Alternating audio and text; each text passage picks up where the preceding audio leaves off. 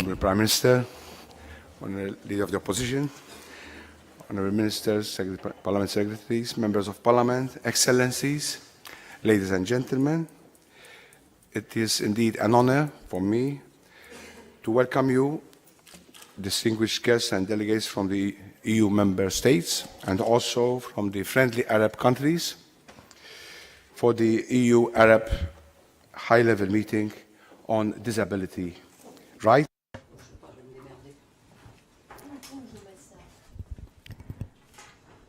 Je voudrais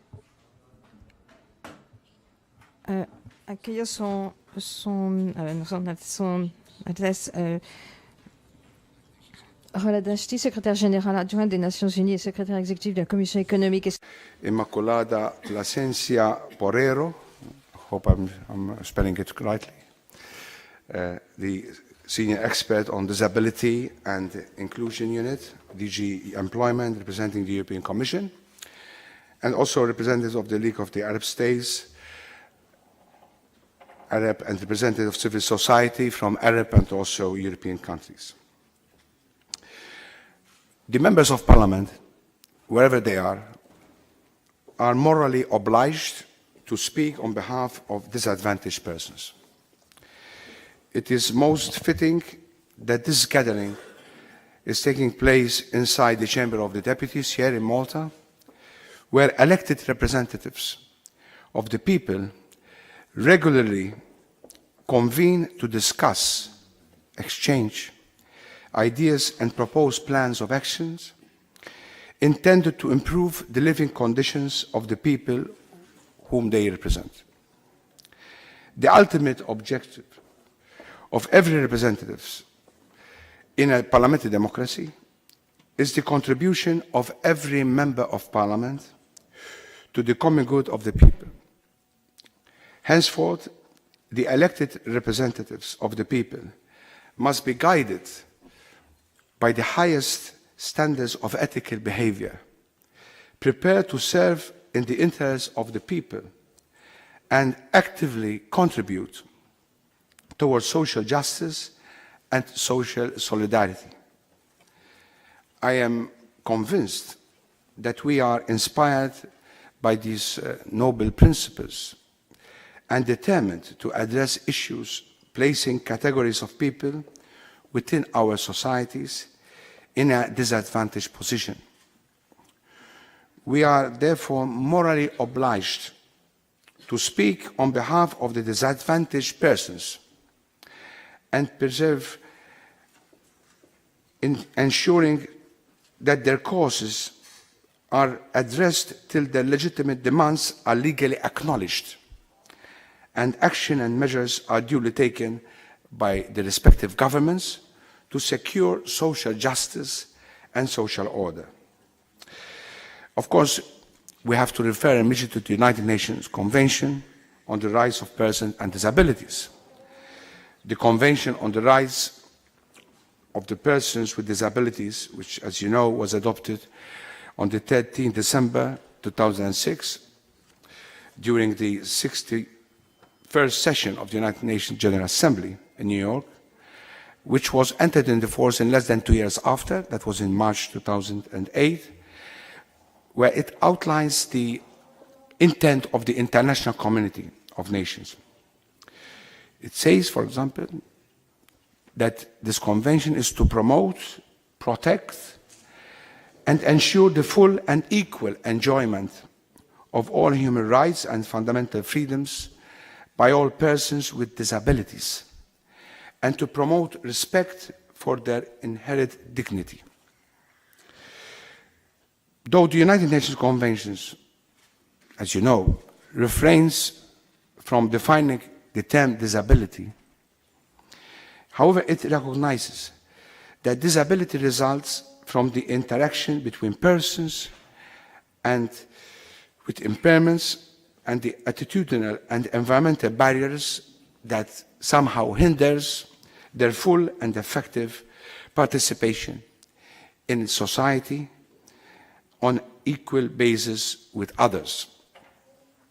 Subsequently, it calls also for tangible measures on all aspects of life to ensure to persons with disabilities the enjoyment or exercise with others of all human rights and fundamental freedoms. So in this regard, the United Nations Convention stresses that persons with disabilities should be able to live independently and participate fully in all aspects of life. The general principles are clearly enshrined, as you know, in Article 3 of the Convention, where there is clear reference to the respect for inherent dignity as an individual, including the freedom to make one's own choices and independence of persons, non-discrimination, accessibility, full and effective participation and inclusion in society, accept and respect persons with disabilities as part of human diversity and humanity, the gender equality, and the respect for the evolving capacities of children with disabilities and for their right to preserve their identities. As you know, you must know, certainly representing also the states, states are obliged to ensure that persons with disabilities earn the effective access to justice, and not only in respect of administration of justice, but also the treatment of prisoners and with special needs. This is an example. The right to inclusive education at all levels, regardless of age, without discrimination, and on the basis of equal opportunity, including the employment of teachers with disabilities.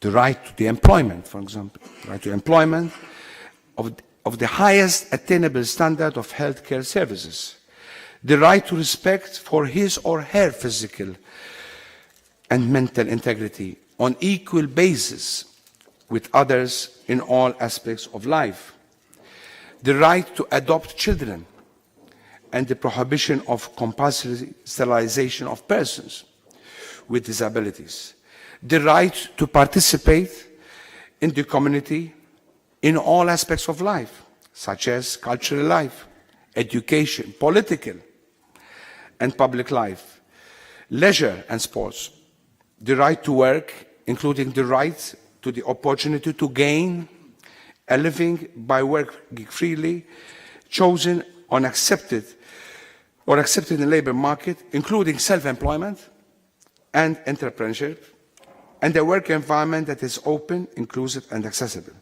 So in this regard, as I said earlier, states are obliged to protect persons with disabilities from being treated as slaves in their place of work or in servitude.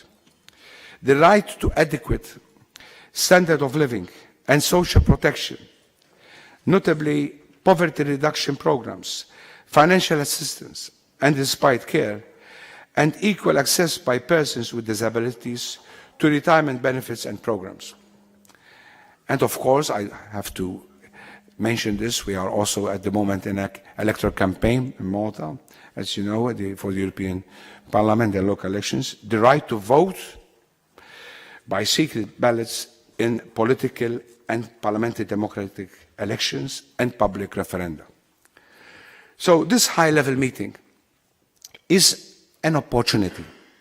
It is an opportunity for Arab and European states to share their experiences and further collaborate to advance the rights of persons with disabilities so that they live in dignity. The establishment of the Valletta Forum is an initiative that augurs well for the tangible forms of cooperation at the bilateral as well as at regional level. These framework programs should not only endeavour to our better understanding of the needs of persons with disabilities, but a means to render out societies being more sensitive to the needs of our brothers and sisters and ensure that human values of solidarity and social justice are held high by us and others. So in doing so, we will further contribute towards the attainment of economic and social cohesion and stability, which is, in my view, are important, clearly very important, fundamental elements to attain higher levels of human development. Through the full social integration of persons with disabilities, our societies will prosper. Therefore, our ultimate objective at this Malta meeting is twofold. Ensure a rightful place in our societies for persons with disabilities, and secondly, pursue prosperity through the attainment of social solidarity, social order, and justice. Thank you very much.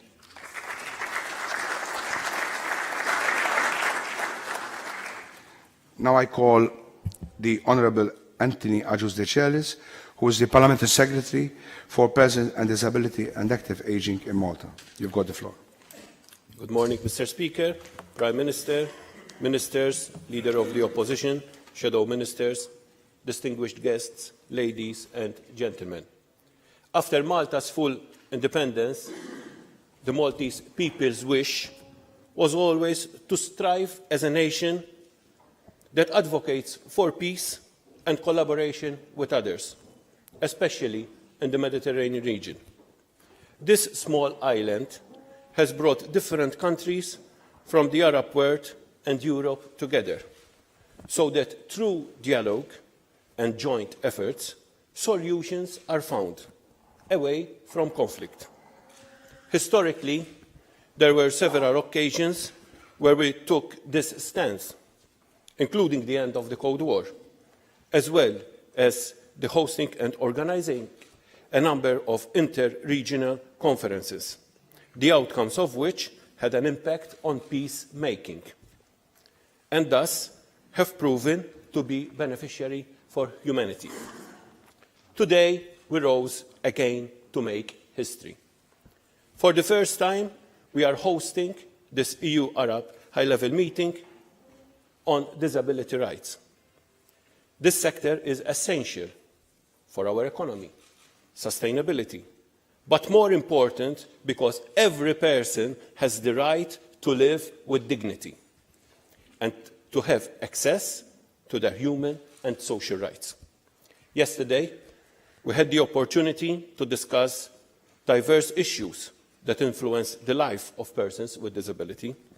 Today, we are going to have the opportunity to sign a political declaration, which is an output of such dialogue and which illustrates what we all really believe in. I would like sincerely to thank Mr. Speaker, Dr. Farrugia, our Prime Minister, Dr. Joseph Muscat, the Minister for Family, Children's Rights and Social Solidarity, Dr. Falzon, for their support for such historical event to take place. I would also like to thank all the participants, all of you, the experts, the foreign ministers and the opposition for their contribution and understanding the importance of this high-level meeting and the disability sector. I hope that we continue to work as one front in the interest of the persons with disability, and that together we continue to break existing barriers so that every individual will have such equal opportunities to live a good quality of life, develop their potential and reach their aspirations. Thank you very much. Thank you, Honourable. Merci, Monsieur le Secrétaire. Maintenant, je demande au leader de l'opposition de prendre la parole. Monsieur Adrian Delia. Monsieur le Président, Excellences, collègues, merci d'abord d'être venu à Malte. C'est une occasion très agréable pour nous pour pouvoir partager des idées, discuter quelque chose qui pour moi est très pertinent, est très intrinsèque pour comprendre pourquoi nous sommes dans la politique, qu'est-ce que nous pouvons changer, non seulement du point de vue matériel, mais surtout dans la mentalité. Dans ma perspective, il est impossible de définir la normalité. Pour établir des règlements, il faut des définitions. Chacun dans cette salle Est-ce qu'il y a quelqu'un qui peut définir ce qui est normal dans cette salle, capable de définir la capacité et donc My mind qu'on ne peut pas définir quelque chose? actually making a service in intrinsically making a difference between who we think are the able and who we think are unable, who we think are normal and who we think are not. So from the outset, I would like you to consider, before going to anything else, to have the humility to understand that at the basis of all, we are all equal. I have known people who are blind, but have vision which is far greater than mine or ours. I know people who are deaf, by definition, but have the ability to sense, to feel, and to listen much more than others. I know people who have mobility problems, but have a vision to run further and faster than all of us put together. I know people who we think have the inability to think normally, autism comes to mind, but are geniuses unlocked yet by the misunderstanding of society. So my plea to you today as an introduction is to first of all understand, talking about the disability of society, to precisely understand how to unlock the abilities which every single individual has, possesses, is endowed with. It pains me to hear that we need to help others who are disadvantaged. We are disadvantaged if we think we can cater only for what we define as being normal. We are the ones that are actually in a disadvantage if we think that those who are not by our normality benchmarks are unable to achieve. It is our obligation as a nation, as a society, as a community of human beings, as legislators, to ensure that we create structures, legislation, abilities, infrastructures, education systems which are able to tailor-make for each and every person, every individual, every ability which we need to source and discover. Centuries ago, humankind progressed because we wanted to conquer the world and find lands yet unknown. There's much more to discover in every single individual. There's much more to unlock in every single brain, soul, and human. And that I would like to pose to you today in the beginning of this discussion as a fundamental challenge to understand where society needs to get if it needs to feel that it has done a service to humankind, to itself, by unlocking the potential of every single individual. Thank you very much. Thank you, Honourable Erin Delia. Now I call the Honourable Prime Minister, Honourable Dr. Joseph Muscat.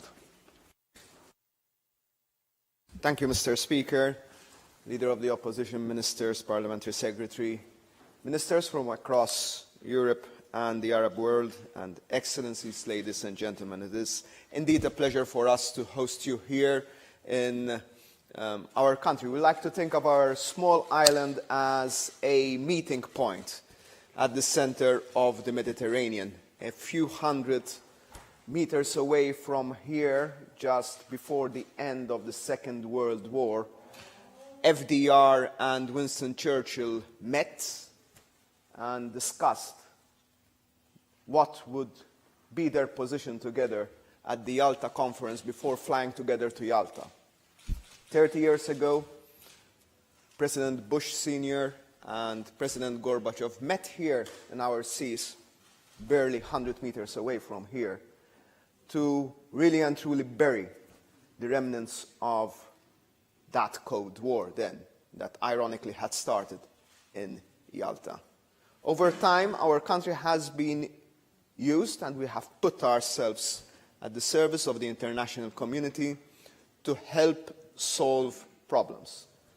This might be one of the few occasions where we are putting ourselves to the service of the international community, not to solve problems, but really and truly just to get people together, because I think all of us, rather than problems, bring to the table solutions.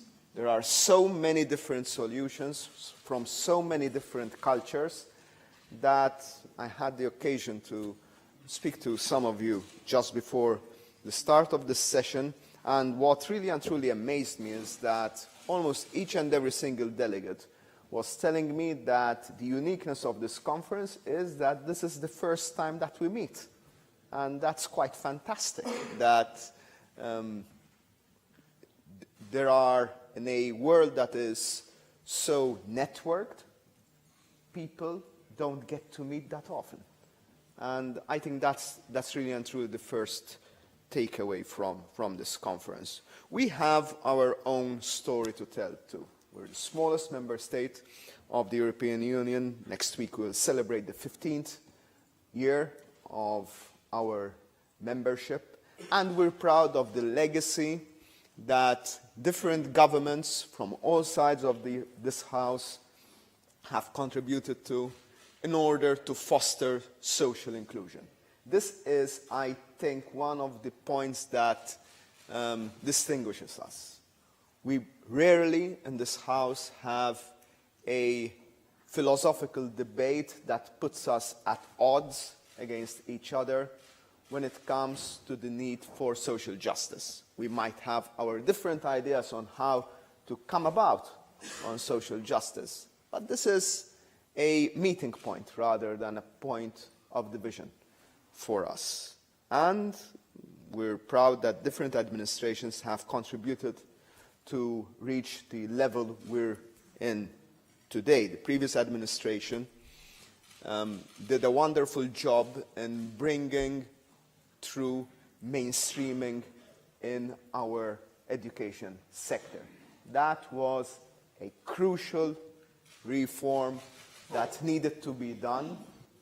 It necessitated a totally different toolkit, but it had to be done, and the previous administration did just that.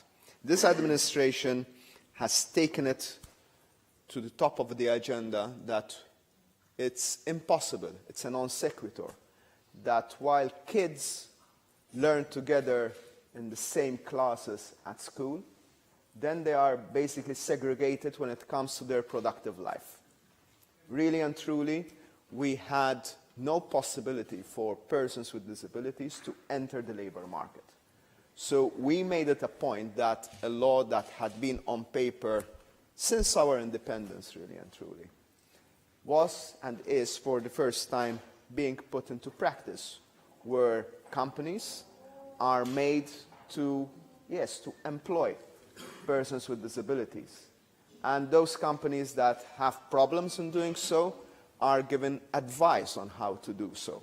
And those companies who, at the end of the day, still decide not to follow the law, they need to pay a contribution to a national fund that is there to train persons with disabilities, to provide mentors for persons with disabilities, to provide jobs for persons with disabilities.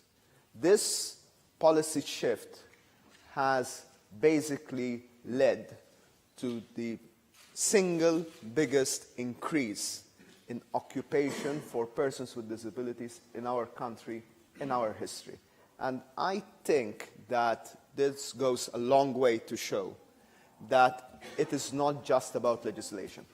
It is not just about rights written on paper, but it's really and truly about the willingness of policymakers to implement those policies. And that takes some political capital, but I think that's political capital that is well spent. The same way, we are rapidly moving, and I must say, I see some countries before me where we've taken a leaf out of your books. We're moving away from from having people in institutions to having people in the community. having people stay in the community, and especially when it comes to persons who have intellectual disabilities, it was seen as something that could never happen. Over the past few years, we have managed to create a system where more residences in the communities have been created with a very small number of residents each. To be honest, if you look at them from a purely economic point of view, they don't make sense, but they make sense socially. They make a huge sense when it comes to integration.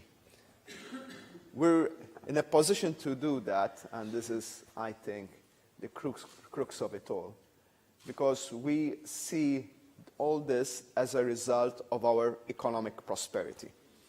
At the end of the day, we have been for the past 2 years, and we're estimated to be for the next 2 years, one of the 3 fastest growing economies in Europe. But that does not mean anything unless the wealth that is created from all this is used in order to bring about social justice. At the end of the day, and this is my final point, we need nevertheless to be more ambitious. I'm thrilled that as we're campaigning right now for our local council and European Parliament elections, we have seen an unprecedented number, still a small number, but an unprecedented number of candidates with disabilities who are coming forward in order to give their services to their community, not asking something from their community, but asking to be given the confidence of electors to lead their communities. And I find that a fantastic point of departure for us. This is part of our drive for inclusivity. These will be the first elections, and I believe that we're only the 2nd or 3rd member state in the European Union, where we have lowered once again the voting rights, where everyone who is 16 years and over has now the right to vote in each and every election, be it general election, be it local council election, be it European Parliament elections. And I think this sends a transversal message of inclusivity. I do believe that when we speak about disability rights and inclusivity, we should not silo the discussion, but focusing on inclusivity does, in all its senses, give a better momentum to this discussion.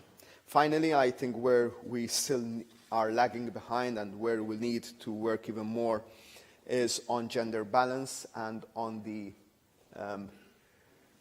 focus on the gender issues related to disabilities.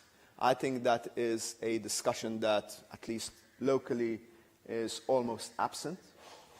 We have a very good discussion when it comes to the gender component of poverty, on how, really and truly, if we look at our figures, as is true in many other societies across Europe and in the Mediterranean, poverty is female at the end of the day, and women are those who suffer most from deprivation, so we need to have a gender-conscious policy-making mechanism. But really and truly, I do urge us, we as a team, this House, to have a more gender approach to the issue of disability, because I think that therein lies a very, very interesting story. So I wish you all the best for this conference, and have a good day and have a good stay with us. Thank you. Thank you very much, Honourable Prime Minister. Now I call Her Excellency Rola Dashti, the Under Secretary General of the United Nations.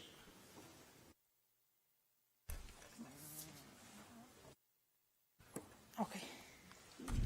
Good morning, everybody. Honourable Speaker, Honourable Prime Minister, Your Excellencies, ladies and gentlemen. Thank you for inviting me here today to take part in this historic meeting on expanding cooperation between Europe, Arab region, and League of Arab States, and the United Nations Economic and Social Commission, ESCWA. I would like to express my sincere appreciation and congratulations to the government of Malta for this notable initiative. Malta is unique, as you rightfully said, Prime Minister. It's a bridge between the Europe and the Arab world. Located in the center of the Mediterranean Sea, it shares the culture of both regions, as exemplified by the Maltese language that has Arabic roots, but is also an official language to the European Union. The current meeting highlights how combining our strengths and capacities in the service of humanity to ensure the inclusion of all social groups reflects the spirit of ambitions of both the European Union, the League of Arab States, and ESCWA. Persons with disabilities remain one of the largest marginalized groups globally. I'm therefore delighted that we are focusing our intensified cooperation efforts in ensuring their wider inclusion. Arab countries and ESCWA began providing support to persons with disabilities in 2004 with the proclamation of the Arab Decade for Persons with Disabilities. Our initiative strengthened in 2008 following the adoption of the Convention on the Rights of Persons with Disabilities, which all Arab countries except Somalia have signed and or ratified. Over the past decade, those countries have established policy infrastructure dedicated to promoting the social inclusion of persons with disabilities. At the regional level, this policy infrastructure has extended across Arab countries in the form of an intergovernmental policy network, namely the Intergovernmental Group of Experts on Disability. The network was established by ESCWA in 2016, with ESCWA functioning as its secretariat. Most of its members are here today, and we are keen to further expand our cooperation by engaging on a more formal and consistent basis with the high-level group on disability of the European Commission. I look forward to hearing from you all today as we discuss the Valletta Declaration and reaffirm our commitment to improving the lives of persons with disabilities across the region. Thank you very much. Thank you very much, Your Excellency Rora Dashti. Now we have a number of interventions. We are going to open the debate. I would like to inform each one of you who's going to speak. You have a maximum of 5 minutes for each intervention. When you're about to exceed the time, you will see the green light. That means that you have less than 1 minute to conclude. When you see the red light, that means you have to conclude. So we'll start with the first intervention, and I've got the name of Mr. Mohammed Ali Lutfi, who is the Executive Director of the Arab Forum for the Rights of Persons with Disabilities.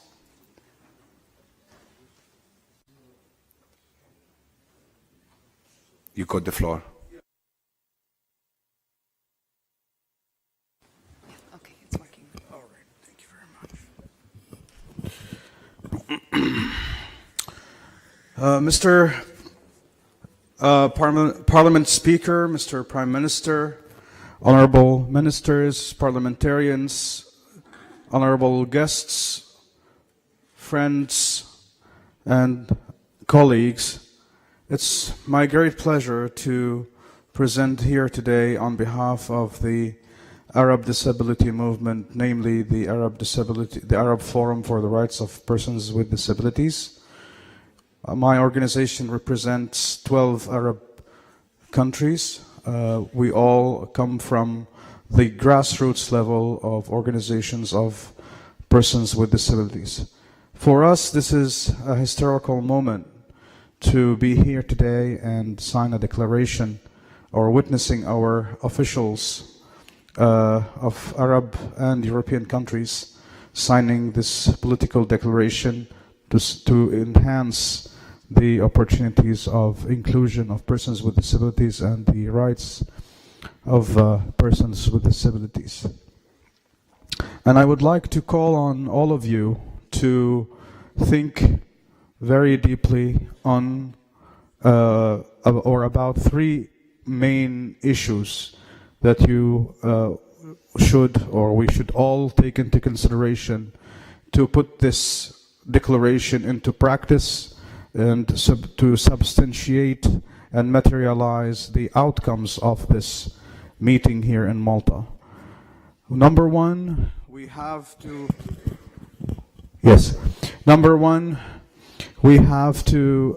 think very strategically from a political and advocacy point of view to make sure that our governments and all stakeholders, even on the level of civil society and international organizations that are active in our respected countries, to really work on sincerely on the adoption or the promotion of disability rights. Number two, I would like to express our deepest sincerity to extend our expertise and support for governments. We trust you, we trust that you are going to really be committed to this declaration and other relevant declaration on disability rights. We offer our support and extend our partnership with you, and with us you will find the right expertise and the real expertise that would help you put this declaration in practice. And third and last but not least is to think deeply about and seriously about the roots that are causing the continuation of discrimination and stigmatization of our fellow persons with disabilities, because without addressing these roots we would not be able to achieve substantial change and paradigm shift in the understanding and the conceptualization and the practicalities of disability rights. Finally, I would like to again thank the government of Malta, represented by the Mr. Parliament Speaker and Mr. Prime Minister, for your generous hospitality for us, and we commend you on this historical moment, given the position of Malta in the middle of the Mediterranean Sea between Europe and Arab, to bring us together to witness this historical moment. Thank you very much. Thank you very much, Mr. Mohammed Ali Lufti. Now I call Dr. Nawaf Kabbara, who is the President of the Arab Organization of Persons with Disabilities.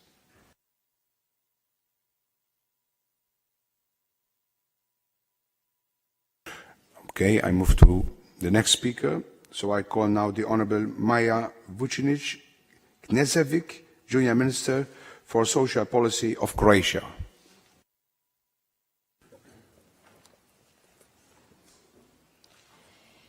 President, Leader of the Opposition, Ministries, ladies and gentlemen, allow me to greet you on behalf of the Government of the Republic of Croatia, on behalf of the members of the Croatia delegation, and on my personal behalf. By signing and ratifying the United Nations Convention on the Rights of the Person with Disabilities in 2007, Croatia has confirmed commitment to follow the road of the progress by respecting the principles of the Convention and the rights of persons with disabilities in full. The Ministry is responsible for coordinating all stakeholders in order to enable linking the activities between different sectors and levels and constant monitoring of the implementation of the Convention. At the national level, the Commission of the Government for Persons with Disabilities acts as the advisory body of the government, involving more than 50% of the representatives of the national alliances of organizations of persons with disabilities. Commission is also monitoring the implementation of the obligation assumed under the Convention. The Office of the Ombudsperson for Persons with Disabilities is an independent body which promotes and protects the rights of persons with disabilities, monitors and supervises the implementation of the Convention. In addition to mentioned bodies, civil society organizations, especially associations and alliances of persons with disabilities, are also responsible for monitoring. Their work is financed through the National Foundation for Civil Society Development that brings them together as 13 knowledge centers. One of their roles is to carry out research and analysis of public policies in the area. Based on the Convention as fundamental document, Croatia has adopted a national strategy for equalization of opportunities for persons with disabilities for period for 2017 to 2020 as the most important strategy document for people with disabilities.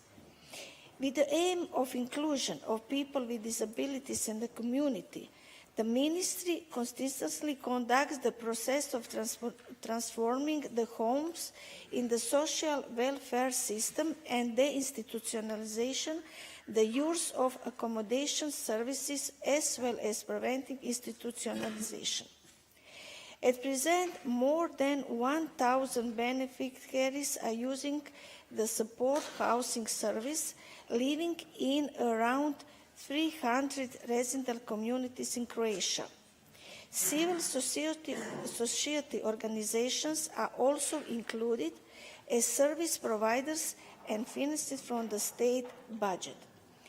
In the forthcoming period, funds from the European structure funds will be used for the development of the community-based care and the prevention of institutionalization. Until now, the institutions whose funded is Croatia have secured around 25 million euros from these funds. This will secure the experts for providing the community-based services and improvement of the infrastructure for providing services. We shall continue to use this type of financing in the future, making funds available to all social service providers for all user groups. For 12 years now, the Ministry provides a personal assistance service. More than 1,700 users benefit from this service, for whom 1,700 personal assistants are employed. 18 single language interpreters have been employed to provide a single language interpreter service with associations for deaf and hard of hearing people and deaf-blind persons. The service of assistance to the blind and visually impaired is provided by 35 employees in Association for Blind Persons. In order to promote better inclusion of persons with disabilities in the community, Croatia is constantly developing a network of the other services community-based services and they acquire regional distribution. Finally, the social inclusion of people with disabilities is one of the priorities that Croatia has set during presidency of the Council of European Union in the first half of 2020. The Croatia also supports future exchange of views on the new challenges and opportunities for the rights of persons with disabilities globally and welcome all efforts made by states on this topic. Thank you for your attention and many regards from Croatia. Thank you. Thank you, Croatia. Now I call Mr. Andreas Demosthenes, who's the, I hope I pronounced it well, yeah, he's the head of the EU Affairs Unit, the Ministry of Labour, Welfare and Social Insurance in Cyprus. Thank you, Honourable Speaker, ladies and gentlemen. The Republic of Cyprus has ratified the UN Conventions on the Rights of Persons with Disabilities in 2011.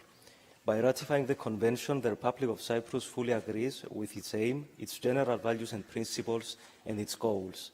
Through the national reports that we submit to the UN Committee on the Rights of Persons with Disabilities And through the National Disability Action Plans, we are continuously working towards better promoting the rights of persons with disabilities.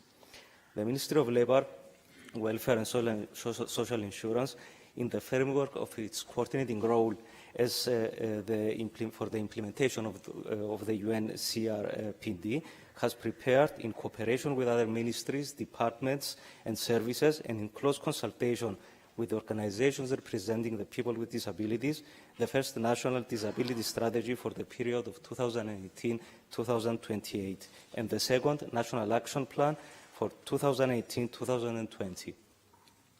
The strategy sets the political framework and objectives to further improve the services provided to people with disabilities in Cyprus, while the national action plans set out specific measures with assigned budget. In the design of both the strategy and the action plans, we have taken into account the recommendations of the UN Committee of the Rights of Persons with Disabilities issued to Cyprus, as well as the needs of people with disabilities, their families, and their representing organizations, as expressed through constant consultations.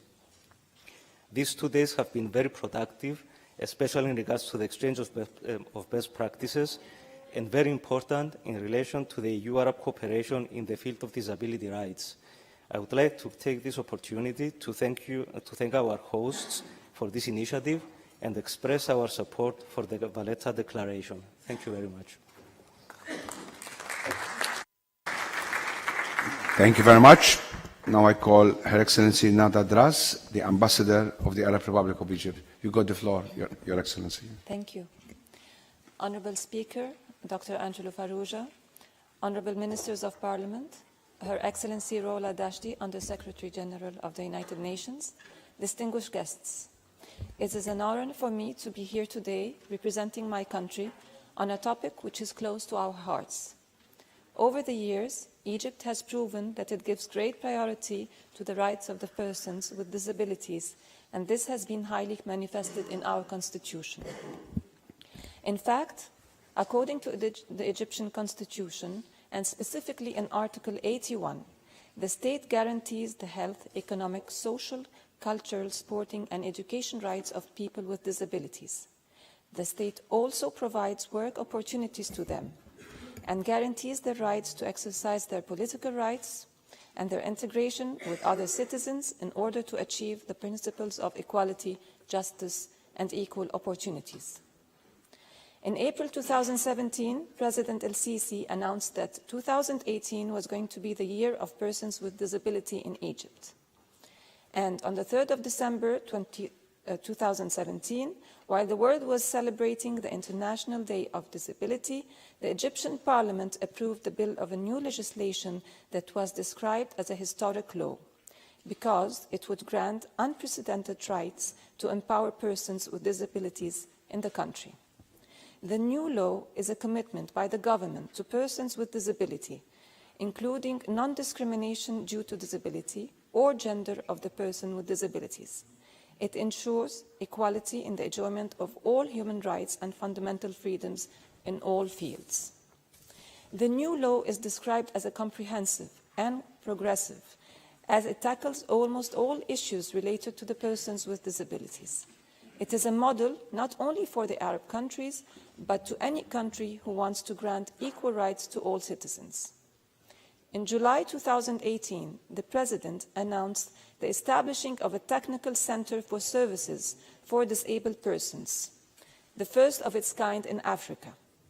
The center enables people with hearing or speech-related disability to use technology to communicate through mobile phones.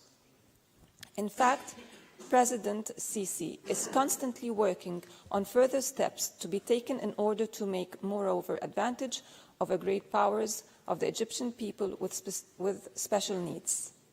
This week, referendum in Egypt gave a strong seal of approval to amend Article 244 of the Constitution so that persons with disability are to be given appropriate representation in the parliament. The Egyptian parliament has 9 persons with disability MPs, of which 8 were elected in addition to one who was appointed by the president.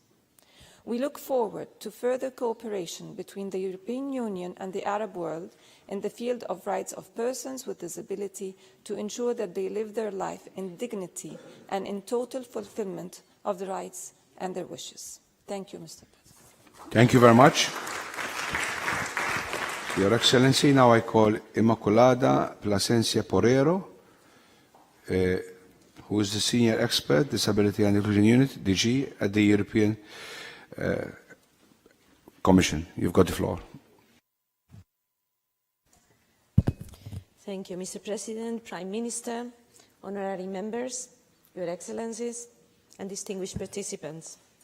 As representative of the European Commission participating as observers in this Europe-Arab Summit, let me congratulate the organizers of this excellent initiative.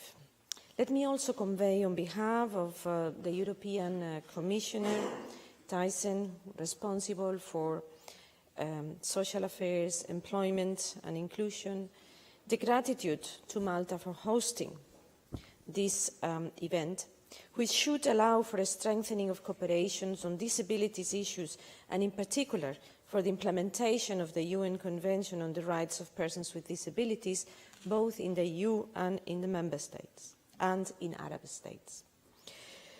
The CRPD represents a paradigm shift to a human rights approach to disability. This human rights approach is embraced in EU disability policies, including in development cooperation and external action. Member States share responsibilities for implementation of the CRPD, and we have been sharing experiences and cooperation to achieve an ambitious and coherent implementation of the Convention in the EU. Sharing those experiences today and yesterday with the Arab states is an important initiative because both in Europe, in the Arab states and around the world, persons with disabilities remain at a disadvantage in terms of employment, education, poverty and many other areas. To close those gaps between persons with disabilities and persons without disabilities, the European Commission adopted a strategy addressing those areas. The Commission has also taken action in the context of international cooperation and development to maximise synergies between the Convention, the implementation of the CRPD and implementation of the SDGs in a disability-inclusive manner. The exchanges of expert knowledge and good practices in key areas of the Conventions, as done during these days, for its effective implementation and is an essential component of our disability policies. The areas identifies employment, education, independent living, accessibility are at the heart of social inclusion and participation in society and economy of persons with disabilities on equal basis with others. They are also at the heart of the European Pillar of Social Rights that has been proclaimed by all the Member States and the EU institutions. Let me finish by reaffirming the commitment of the European Commission to implement the CRPD, the SDGs, in a disability-inclusive manner, and to say that the discussions on the technical days and the summits will really help us to implement the commitments that we have undertaken towards persons with disabilities. I thank you for your attention. Thank you very much. Now I call the Vice President of the European Disability Forum, Mr. John Patrick Clark. Honourable Speakers, Ministers, Members of Parliament and distinguished delegates, thank you on behalf of the European Disability Forum, who is delighted to take part in this first ever EU Arab high-level meeting on disability rights. EDF is the umbrella organisation of persons with disabilities that defends the interests of over 80 million European citizens with disabilities. We are run by persons with disabilities and their families and have member organisations from all over the European Union, as well as from each of the member states, as well as disability-specific organisations like European Down Syndrome or the European Union of the Deaf. And as such, we are the strong, united voice of persons with disabilities in the region. Yesterday's technical event was very insightful and an excellent example of meaningful consultation and participation of organisations of persons with disabilities.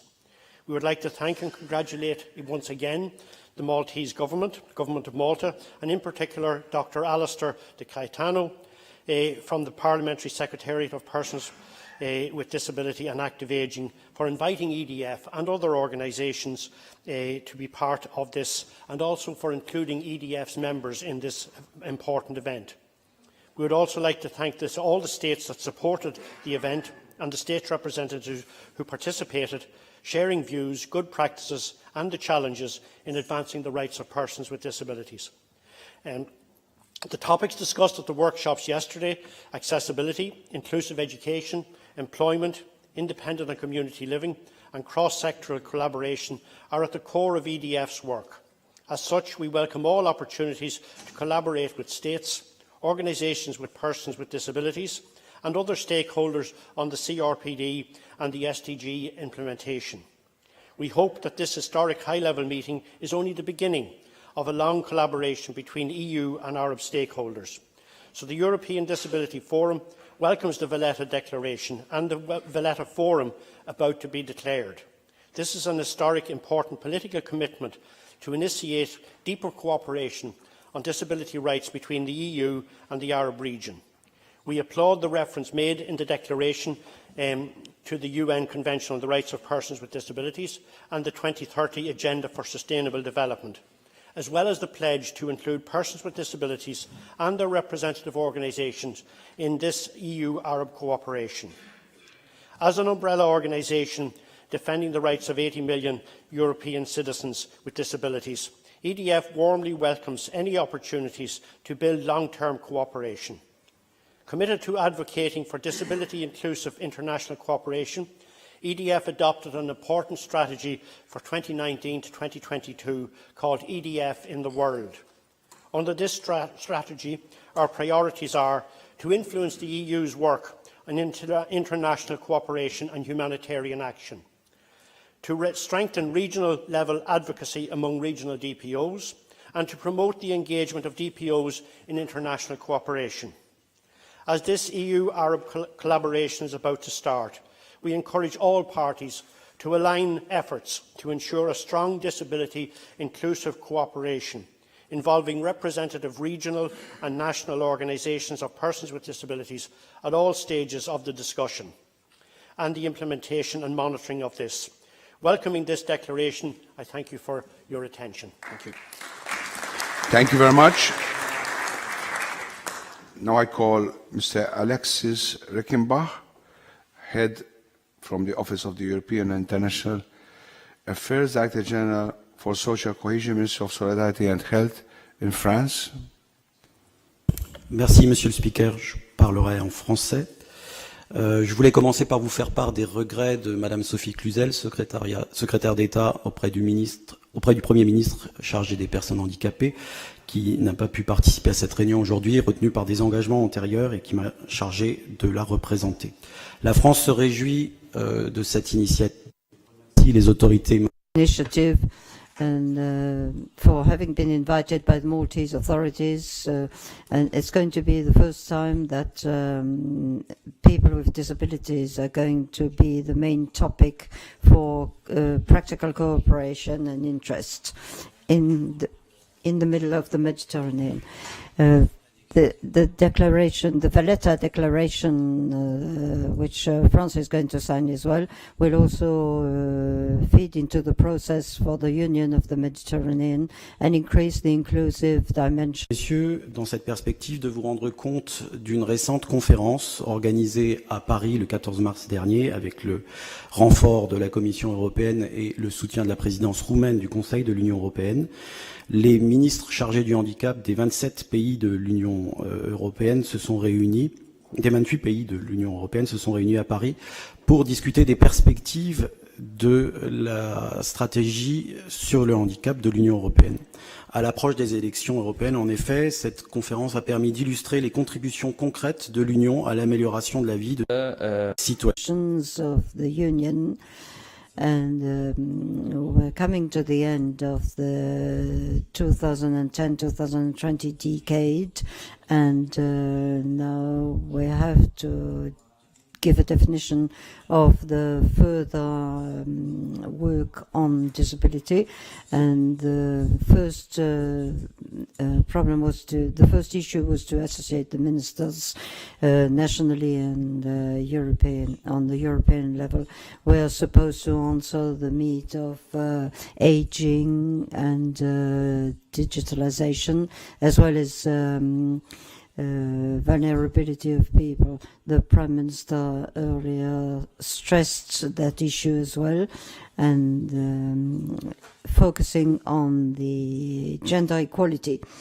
This new challenge will call for a deep meeting. It will start in school and aims at influencing and improving independence after school. And that was one of the first priorities shared by all the countries and civil society. Accessibility has to be addressed horizontally, and the participants of all the people who took part in the conference exchanged on that issue. Finally, France wishes to stress more specifically autism and its issue, which we're sharing with certain states in the European Union, and we want more cooperation and awareness. And this is a very rich and important issue, and we are happy to see that the Valletta meeting pushes this forward and mainstreams the issue. Thank you very much. Merci beaucoup, Monsieur Reichenbach. Now we move on, and I call Maria Jankakis, the General Secretary for Human Rights in the Ministry of Justice, Transparency and Human Rights in Greece. You got the floor. Thank you very much. Thank you very much. On behalf of the Greek government, I would like to congratulate you on the initiative to organize this meeting, which is in the hardcore of human rights. And of course, to thank you for the very kind hospitality. Let me present you very briefly the last initiatives of the Greek government. Provided for by law 4488, the General Secretariat for Human Rights is designed to draw up a national action plan for persons with disabilities.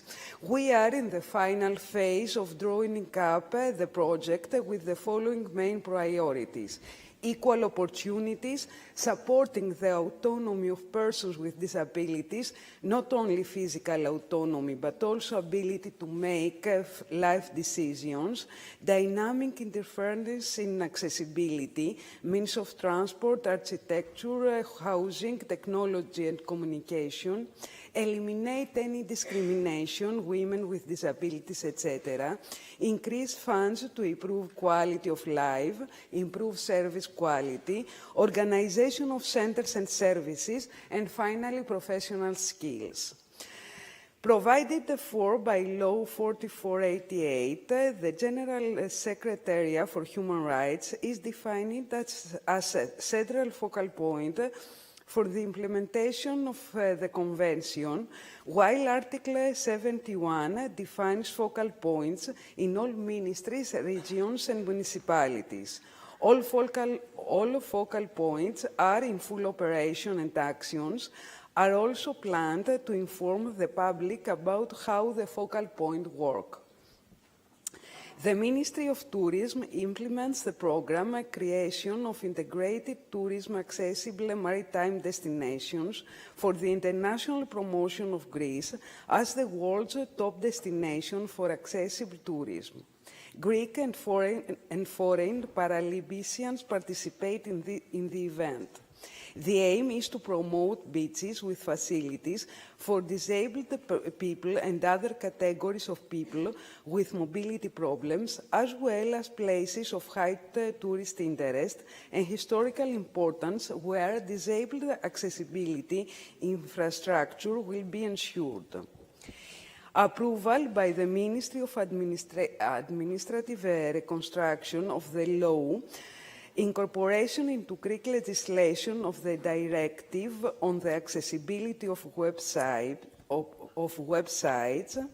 A technical advisor was assigned by the Ministry of Infrastructure to prepare the tender documents and other details of the application for funding for 750 buses. All the new buses will be fully accessible to our fellow citizens with disabilities, contributing decisively to their smooth living and their full integration into the community. The joint ministerial decision of the Ministers of the Interior, Labour, Social Insurance and Social Solidarity and Finance for the conferral of responsibility for the provision of welfare benefits in cash to persons with disabilities, housing allowance and expatriate refugee allowance to the Organisation for Welfare Benefits and Social Solidarity. A ministerial decision of the Minister of Digital Telecommunications and Information Policy specifying the means and process of access of persons with disabilities to the media has been issued. From the Ministry of Labour and Organisation for Employment of Labour Force, there are 3 work programmes for people with disabilities. There are programmes of professional support for vulnerable social groups, including persons with disabilities, that subside 70% of the wage and insurance cost of the businesses that employ people with disabilities. The program lasts for 12 months with the possibility of extending twice, 12 months at a time. At the same time, the companies participating in this program can take part in a parallel ergonomic working environment plan that covers up to 90% of the cost of the work. There is a service that monitors the implementation of Law 2643 of 1998 and the implementation of the employment of disabled people in the public sector. There is a service that monitors the implementation of law and the implementation of the employment of disabled people in the public sector.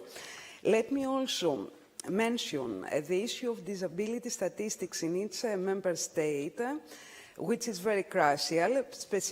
It is very important to have official and public data on the type of disability in local and state level in order to be able to implement policies to support people based on their own needs.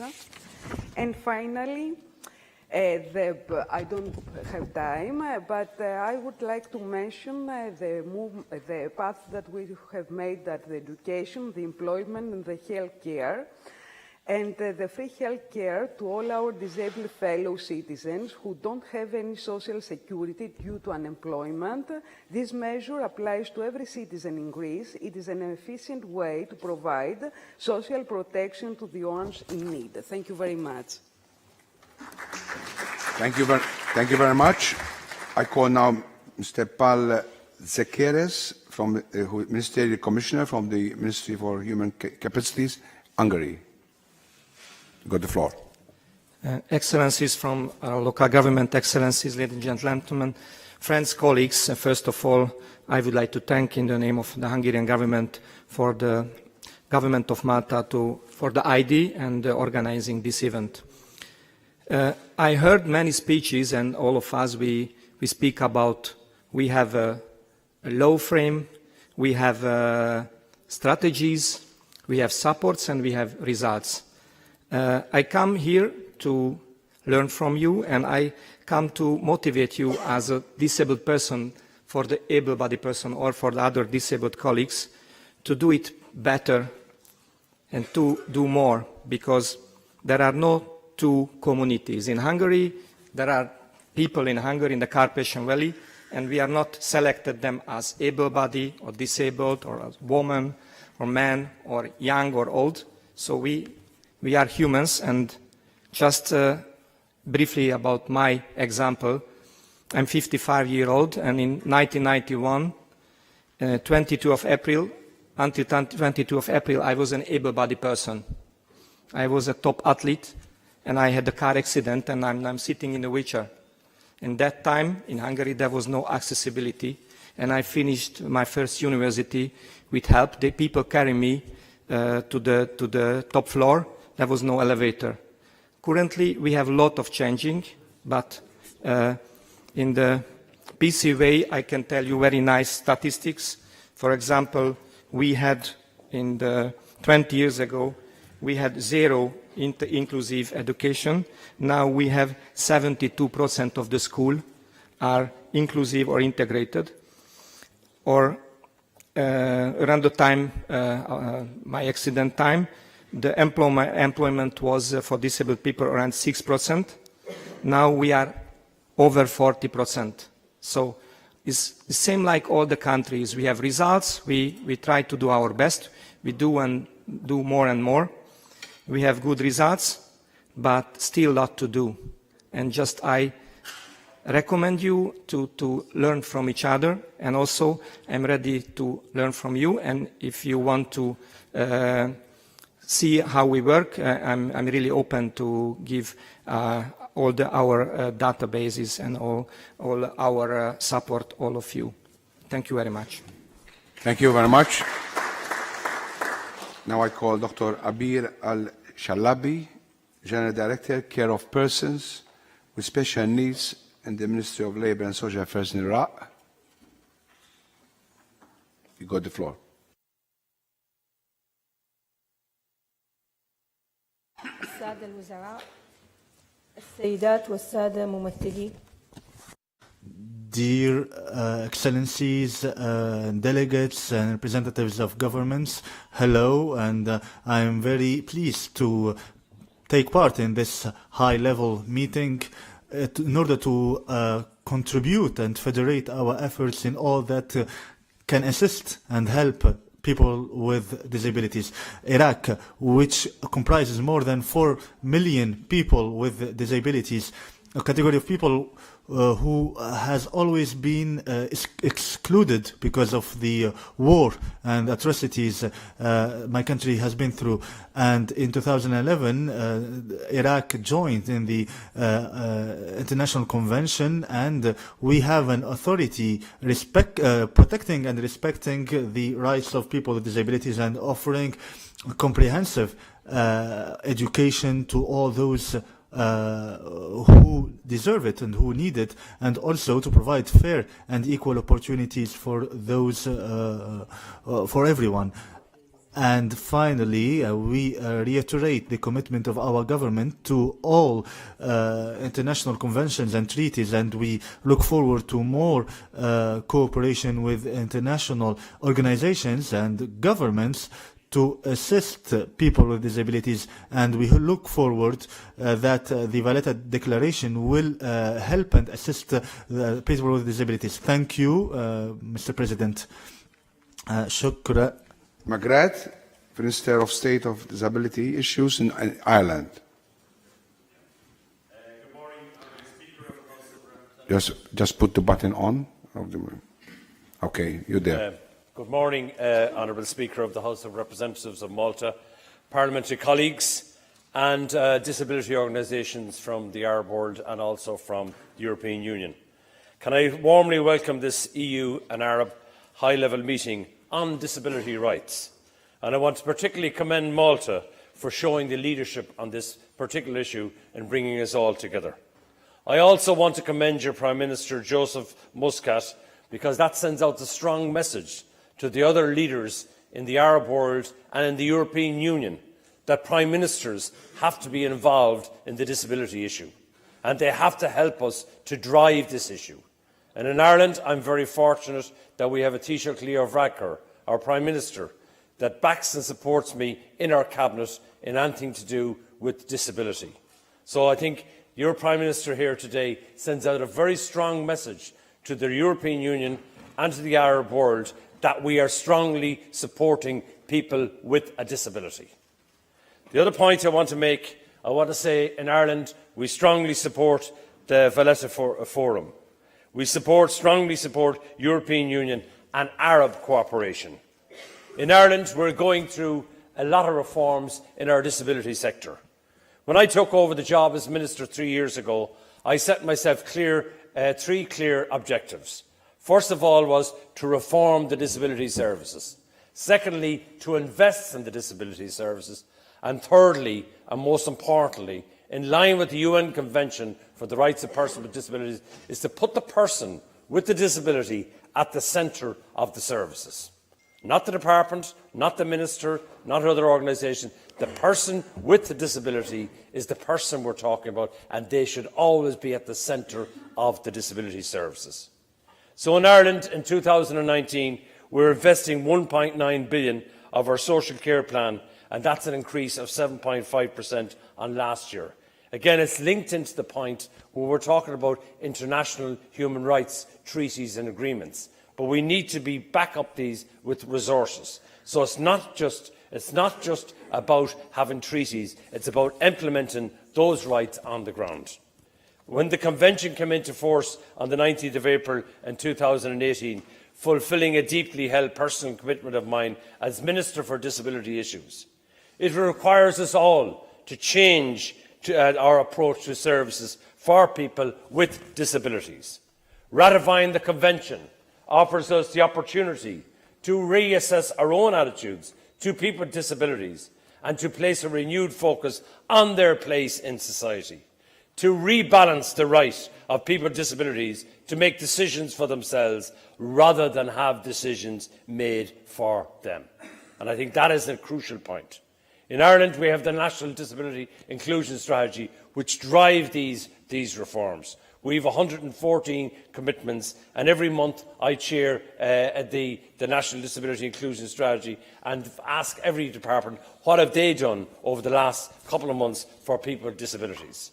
The other, if you look at Article 19 of the UN Convention about living independently and being included in the community, it provides that persons with disabilities should have access to a range of in-home, residential and other community support services. So what we're trying to do now is, in our own service plan, we're putting in 1.53 personal assistance hours to 2,535 people and 3.08 million home support hours for 8,094 people. Again, it's implementing the UN Convention on the ground by supporting people with disabilities. To meet our obligations under Article 12 and Article 7, addressing the rights of children with disabilities, we are putting additional funding to be allocated to meet the costs of those. The other important issue is, and your own Prime Minister mentioned today, is dealing with the issue of people with disabilities living in their own community and taking them out of congregated settings. In Ireland, we've started that process, and we're taking people out of institutions and put them into smaller units with their own bedrooms, with their own facilities, with their own television, with a lot of things that a lot of people take for granted, and yet we have people that haven't got these in 2019. These are just some of the practical measures I raised today to improve the lives of people with disabilities. But can I say today at this international conference, the important thing is when we're talking about people with disabilities, and I speak as a parent of a daughter with an intellectual disability, we should always focus on the person. We should always focus on their ability rather than their disabilities. There are many, many millions of people across this world that have fantastic abilities, and we should always focus on their ability. Everybody has has a positive contribution to make to our society, and people with disabilities want to do that and be treated with respect and with dignity. Thank you, Speaker. Thank you very much. Now I call Italy, Honourable Vincenzo Zoccano, Under Secretary of State for the Family and Disabilities in Italy. You got the floor. Grazie onorevole Presidente, onorevoli deputati parlamentari della Repubblica Maltese. gentili convenuti e autorevoli convenuti a questo importante convention. Ringrazio I thank the Republic of Malta for the kind invitation.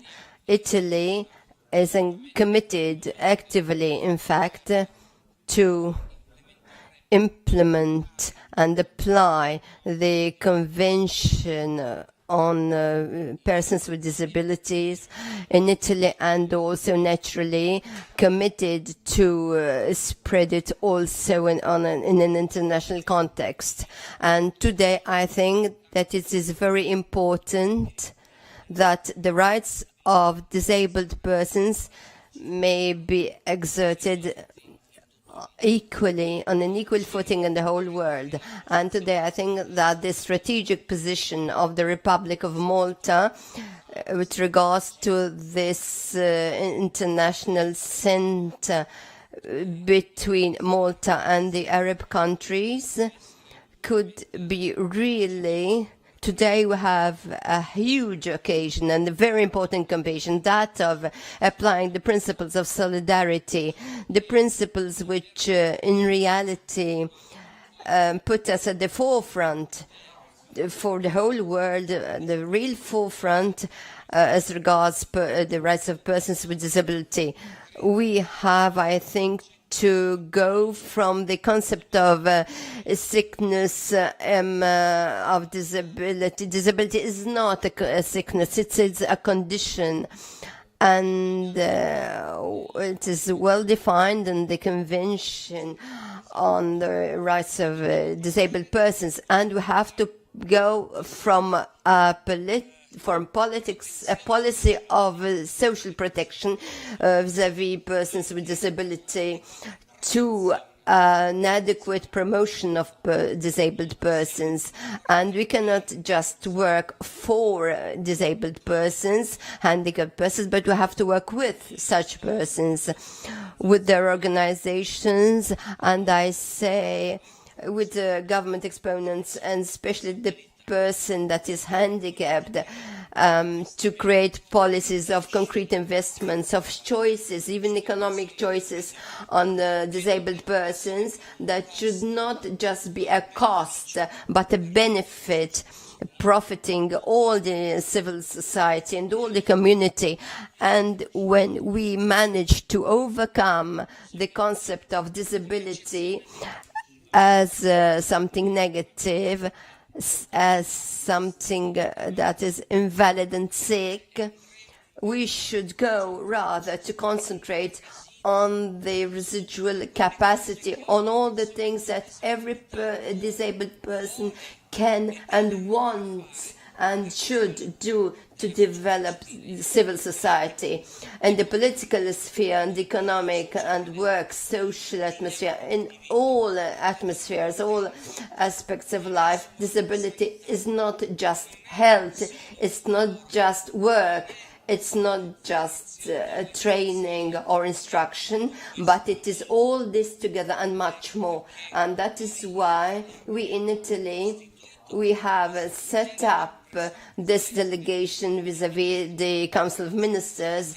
and I'm Undersecretary, and there is an Undersecretary dedicated solely to handicapped persons, as other governments have done, as the Republic of Malta has done. And I thank also the Republic of France, because even there on the 14th of March, there was a convention, and I spoke about these concepts. And how shall I say, I wanted to share them with all the international community. And today, with great joy, I want to share them also with the Arab countries, from which we also have so much to learn, as much as we have to give. And it is in this context that I thank you again for the invitation. I will always remember that a handicapped person, if we take care of the handicapped persons, we will all live better. Thank you very much. Now we move to Jordan, and I call Hala Hamad, Director, Accreditation Directorate Higher Council for the Rights of Persons with Disabilities in Jordan.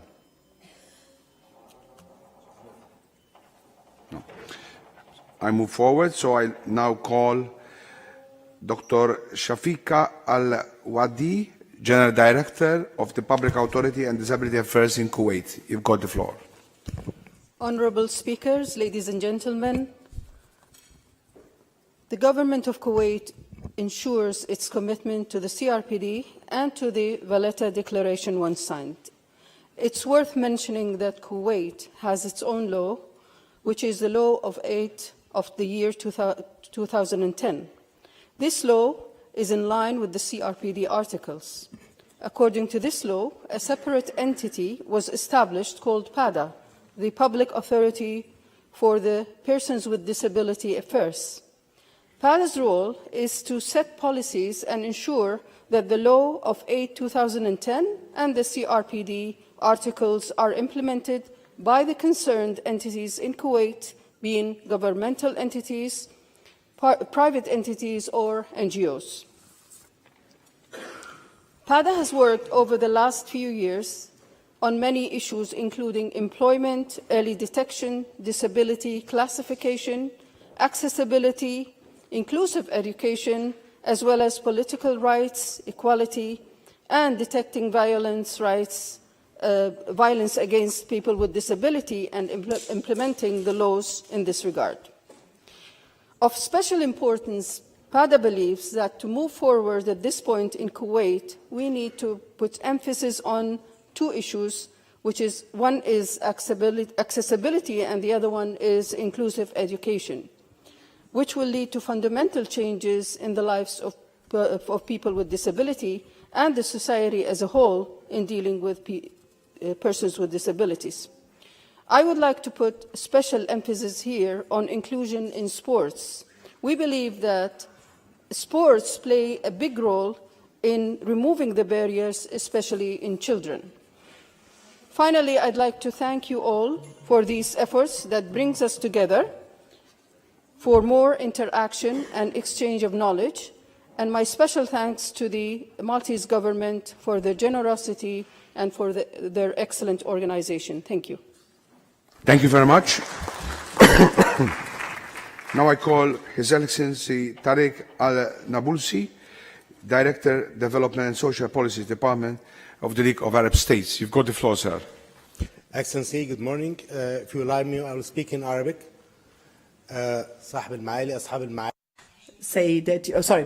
Ladies and gentlemen, on behalf of the Arab League, I would like to express my thanks and congratulations for the Maltese government for hosting this historical meeting. I would like to reiterate what was said by His Excellency Honorable Anthony, as Malta has paved the way by organizing and hosting this high-level meeting, and has therefore prepared for the drafting of a roadmap for the implementation of the one of the most important UN conventions. I mean by this the convention relating to the people with handicaps or disabilities. Now, I would like to remind us that the Arab League is particularly prepared to implement the Declaration of Valletta, which we are looking forward to hearing in a moment. And this is a qualitative leap in as much as it leads to improvement and betterment of the relationship between the Arab League and the European side. It also represents a qualitative leap in work relating to the people with disabilities who are our fathers, children, brothers and sisters. They are part of us. We are part of them. We need to support all efforts consented to that allow them to live in dignity, in independence, in freedom, and in total accessibility in the Arab societies and European societies. In this context, I would like to remind you of our preparedness to share all of our experiences and expertise. I would like to remind us here of what was said by Dr. Rishti as regards the setting of a mechanism in order to implement this declaration of Valletta. The Secretariat of the Arab League and the European Commission, in collaboration with the government of Malta, maybe could organize or set up a high-level committee to start implementing this important declaration. At the end of my intervention, I would like to thank you once again for all the efforts consented by the Maltese government to host this meeting. Thank you very much. Thank you very much. Thank you very much. Now I call Zoe Linden. Yes. Yeah, I corrected. Attaché Permanent Representation of Luxembourg to the EU. Thank you got the floor. Honourable Speaker, Honourable Ministers, ladies and gentlemen, good morning. Due to Luxembourgish protocol, the rest of my intervention will be in French. Sorry.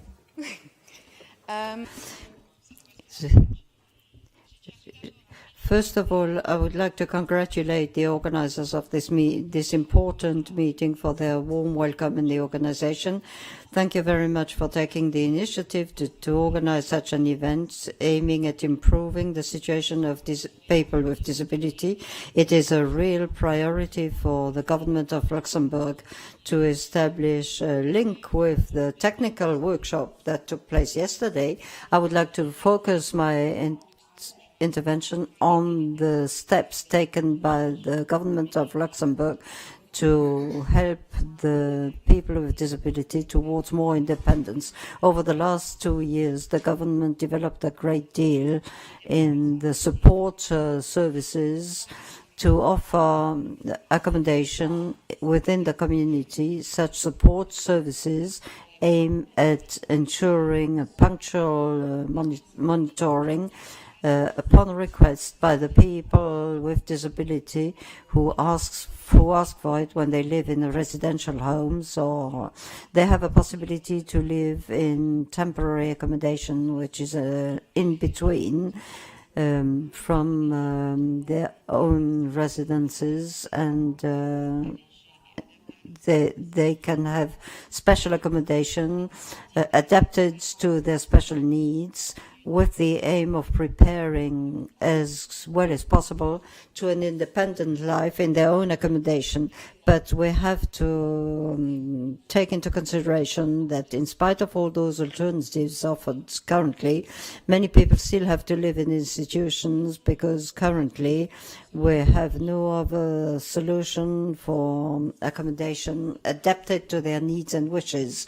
The government continues to promote diversification of various accommodations adapted to their special needs. We plan to create small units between 2 and 4 people. Those residents who are not yet ready to live like that can still acquire some independence by calling 24 hours out of 24 hours upon an educator or a carer. Those who wish to live on their own and nevertheless require need in a specific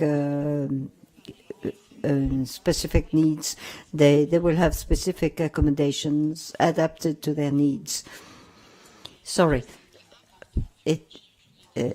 In July 2018, an important step was taken, because there was a bill on accessibility in public spaces, and this bill plans that accessibility requirements will not only be limited to places open to the public, but they need to be applied in all the places used privately or publicly.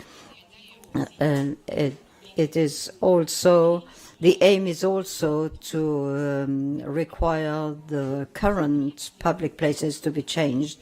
As for collective residences, the bill is extended to the general places in the building, and which need more accessibility. This change, which is going to increase the number of accommodations adapted to people with disability all over the territory of Luxembourg.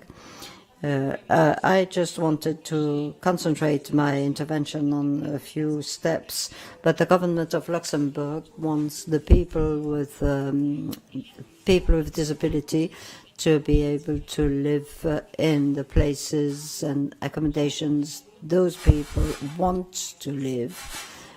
I'm going to close by expressing the deep support and commitment by the government of Luxembourg, and we are going to sign the Valletta Declaration, which seems very important to us, and it's going to improve a great deal.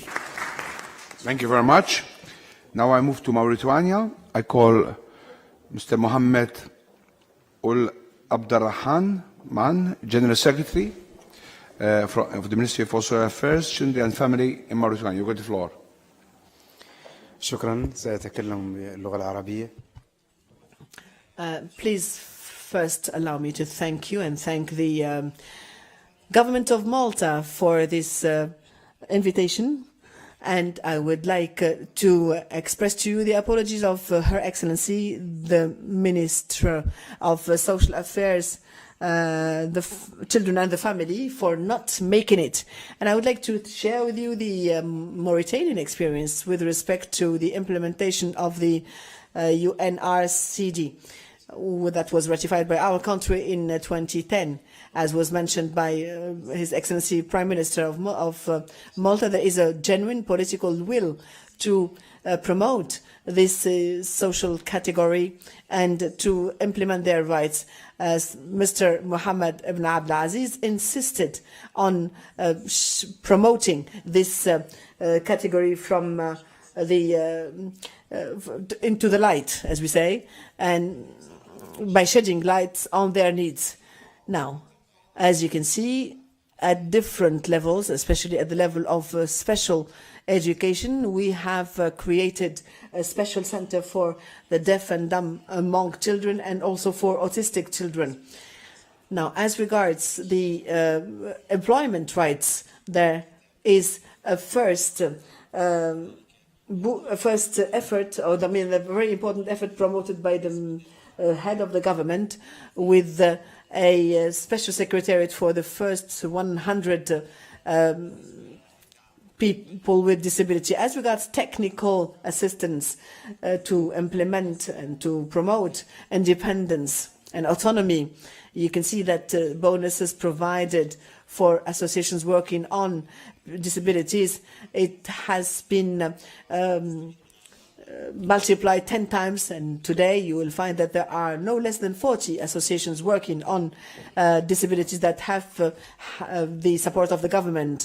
Now, as regards children with multi-disabilities, they have priority in our programs. Now, in order to coordinate work in on disabilities in our country, there is a national council, multi-sector National Council that is under the Prime Ministry to better coordination in this field. And as you know, despite the little resources, you can see that there is priority given to social affairs, and this has become particularly prominent and prevalent over the last years.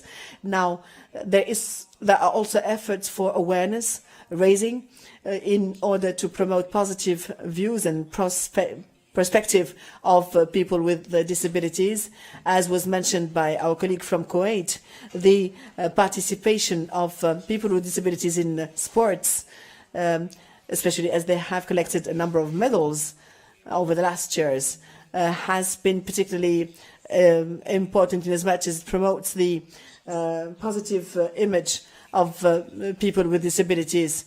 And all of us, as you can see, have disabilities of a sort, but what is important is that we lay focus and emphasis on our abilities more than our disabilities. Once again, I would like to thank the Maltese government, and I would like to greet the Arab and European an initiative to promote cooperation on both sides of the Mediterranean. And I would like to say that this declaration is extremely important. I would like to thank all of us for all of the efforts consented, saying that recently the Mauritanian government has issued a decree to improve public access of public services for people with disabilities. Perhaps also there should be more cooperation to help countries that have less resources to respect the clauses of the Mr. Larbi Tabit, who is the General Secretary, Ministry for the Family, Solidarity, Equality and Social Development in Morocco. You've got the floor. Thank you. I will speak in Arabic. Mr. Speaker, Your Excellency,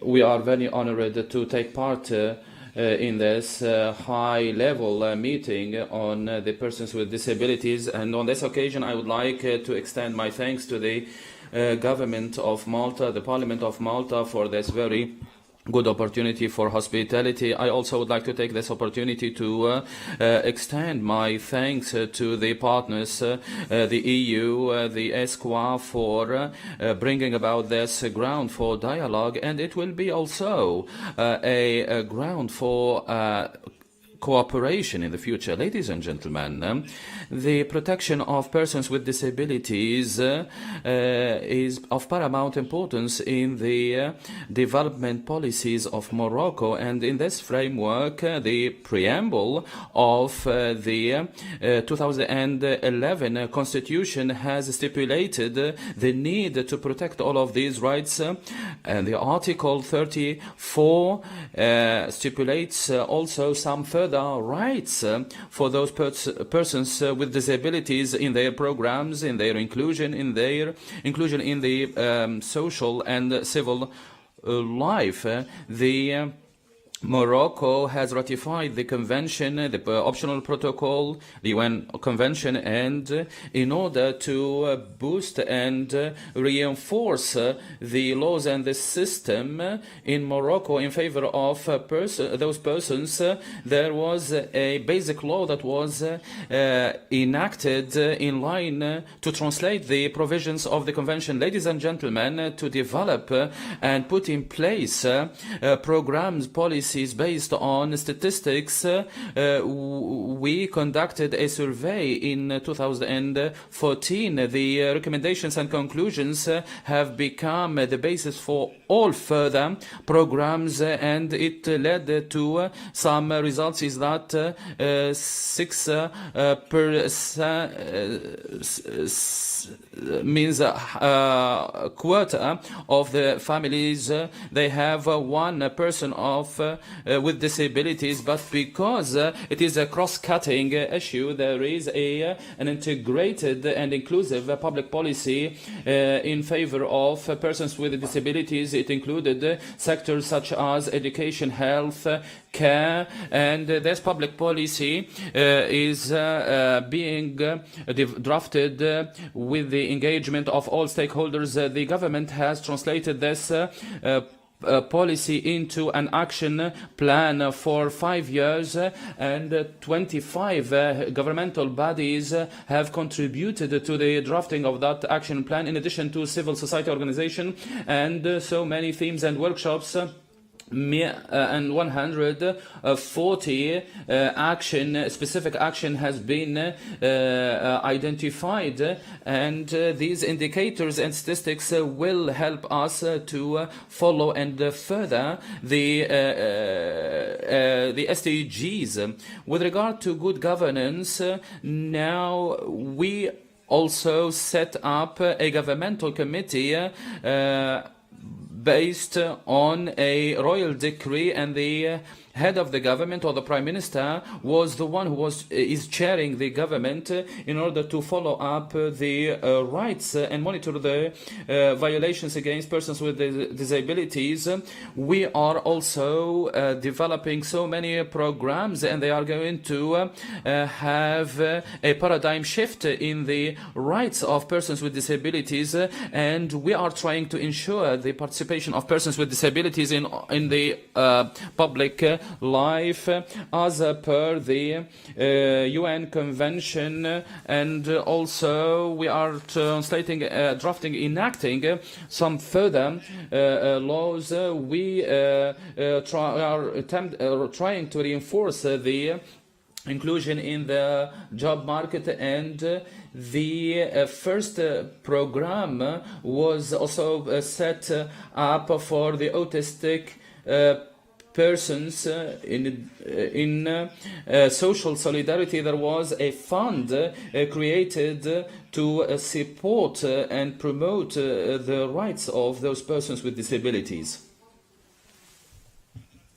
Ladies and gentlemen, the Kingdom of Morocco has submitted its first report in 2017, and the competent UN committee has praised and commended Morocco for the progress achieved or made. Finally, these I would like to say that these policies and programs that are underway, they have faced some challenges on how to ensure full participation of persons with disabilities, or to create an enabling ground and to ensure good quality services for those persons, in addition to the wider coverage of those services across the territory. I would like to reiterate my thanks to you, and I wish you all success. Thank you very much for your attention. Shukran. Amin Inabi, General Director, Department for People with Disability in Palestine. Go to the floor. عندك الكلمة. سيد الرئيس، معالي الوزراء، زميلاتي المشاركين في المؤتمر، نحن دولة فتية، ولكننا كشعب موجودون قبل آلاف السنين، ولكننا رغم هذا نحن شعب يحب الحياة ويرغب أن يعيش بسلام كبقية شعوب العالم. هذا هو حال كذلك الأشخاص ذوي الإعاقة في فلسطين الذين يزداد عددهم. Could you stop, please? We've got a problem. Sorry, do you hear me now? Do you hear the interpretation into English? Do you hear the interpretation? Yes? So this is the case for people with disabilities in Palestine who are witnessing an increase. We are witnessing an increase in people with disabilities because of the atrocities inflicted by the Israeli authorities. Nonetheless, the Palestinian authorities are under obligations to establish and protect the rights of people with disabilities. With such occasions, we see the opportunity to talk about the conditions of our people, of the Palestinian people, and mainly people with disabilities.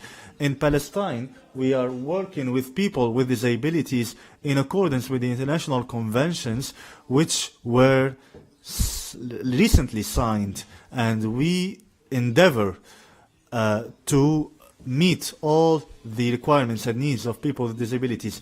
We meet their requirements. We provide rehabilitation, treatment and care services and all material and equipment that can assist them. All of this with a view to protecting the dignity of those people who make up a very important component of the Palestinian people, because many of them were the result of the Israeli violence. So we differentiate between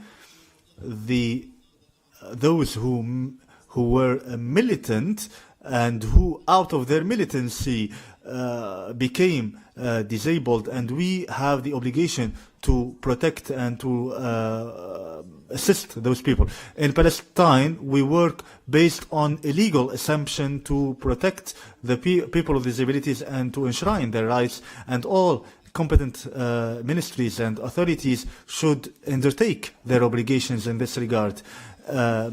In short, and without further ado, I would like to extend my thanks to all of you and to the government of Malta and to ESQA and to the Arab League. I would like to thank my colleagues from the different countries, which we benefited greatly from their input, and together let's establish justice and equality. Let's enshrine the right to life and to live peacefully and with dignity. Thank you. Thank you, Palestine. Now we move on to Poland, and I call Honorable Kazimierz Kuberski, yes, Deputy Minister for the Family, Labour and Social Policy in Poland. You've got the floor. Thank you very much. The Honourable Speaker, Ministers, ladies and gentlemen, I am very pleased to be here, listen to your experiences and opinions, and share some Polish good practices. The implementation of the Convention on the Rights of Persons with Disabilities is one of the key government policies. It was ratified by Poland and included in the national legal system in 2012. Despite the progress made so far, there is still a need to refine and streamline implementation of legal provisions. We believe that the national policy for disabled persons needs a comprehensive and cross-sectoral approach that will go beyond old patterns of thinking. Therefore, a comprehensive strategy for persons with disabilities is currently being developed in Poland. It aims at increasing the integration of disabled persons into the social and professional life. It will be implemented through various programs and activities in different public policy fields, including health, education, social insurance and labour. The Polish government constantly promotes employment of disabled persons using different instruments on the labour market. The key programme in Poland to increase the accessibility for disabled persons is the Accessibility Plus programme. It aims at improving accessibility of public space, products and services in terms of architectonic features, information and communication. Its implementation will improve the quality of life not only for persons with various disabilities, but also for elderly persons and persons with permanent or temporary mobility impairments. Thus, they will gain more independence. 23 billion Polish zlotys is 5.3 billion euro have been allocated for the programme for the 2018-2025 perspective. The elimination of identified barriers will allow for enhancing social and professional activation and social inclusion of persons with different disabilities and the elderly. The government makes efforts to support involvement of disabled persons in social life. In 2019, we launched a project co-financed from the EU funds. It aims at drafting a comprehensive proposal for the transposition of new and modified instruments for social rehabilitation of disabled persons. It will enable them to manage by themselves in the society to the maximum extent possible. It includes improving the quality and effectiveness of activities undertaken by therapy workshops, as well as by developing, testing, implementing and disseminating a standard of assistance services provided to disabled persons. Solutions supporting the functioning of disabled persons in the local environment are also being developed. For Life programme was adopted in December 2016 in order to provide comprehensive support for families. The programme defines a framework of full social inclusion of disabled persons, as well as psychological, social and economic support for the families of disabled persons. Each year, the government spends at least €140 million for its implementation. On January 1st, 2019, a Solidarity Support Fund for disabled persons was established. It will allow for implementing multiple measures to support persons with disabilities. The support plan for this year provides for the implementation of a personal assistant function. Thanks to this service, disabled persons will be able to get assistance in living independently. All efforts taken in favour of disabled persons are consulted with them.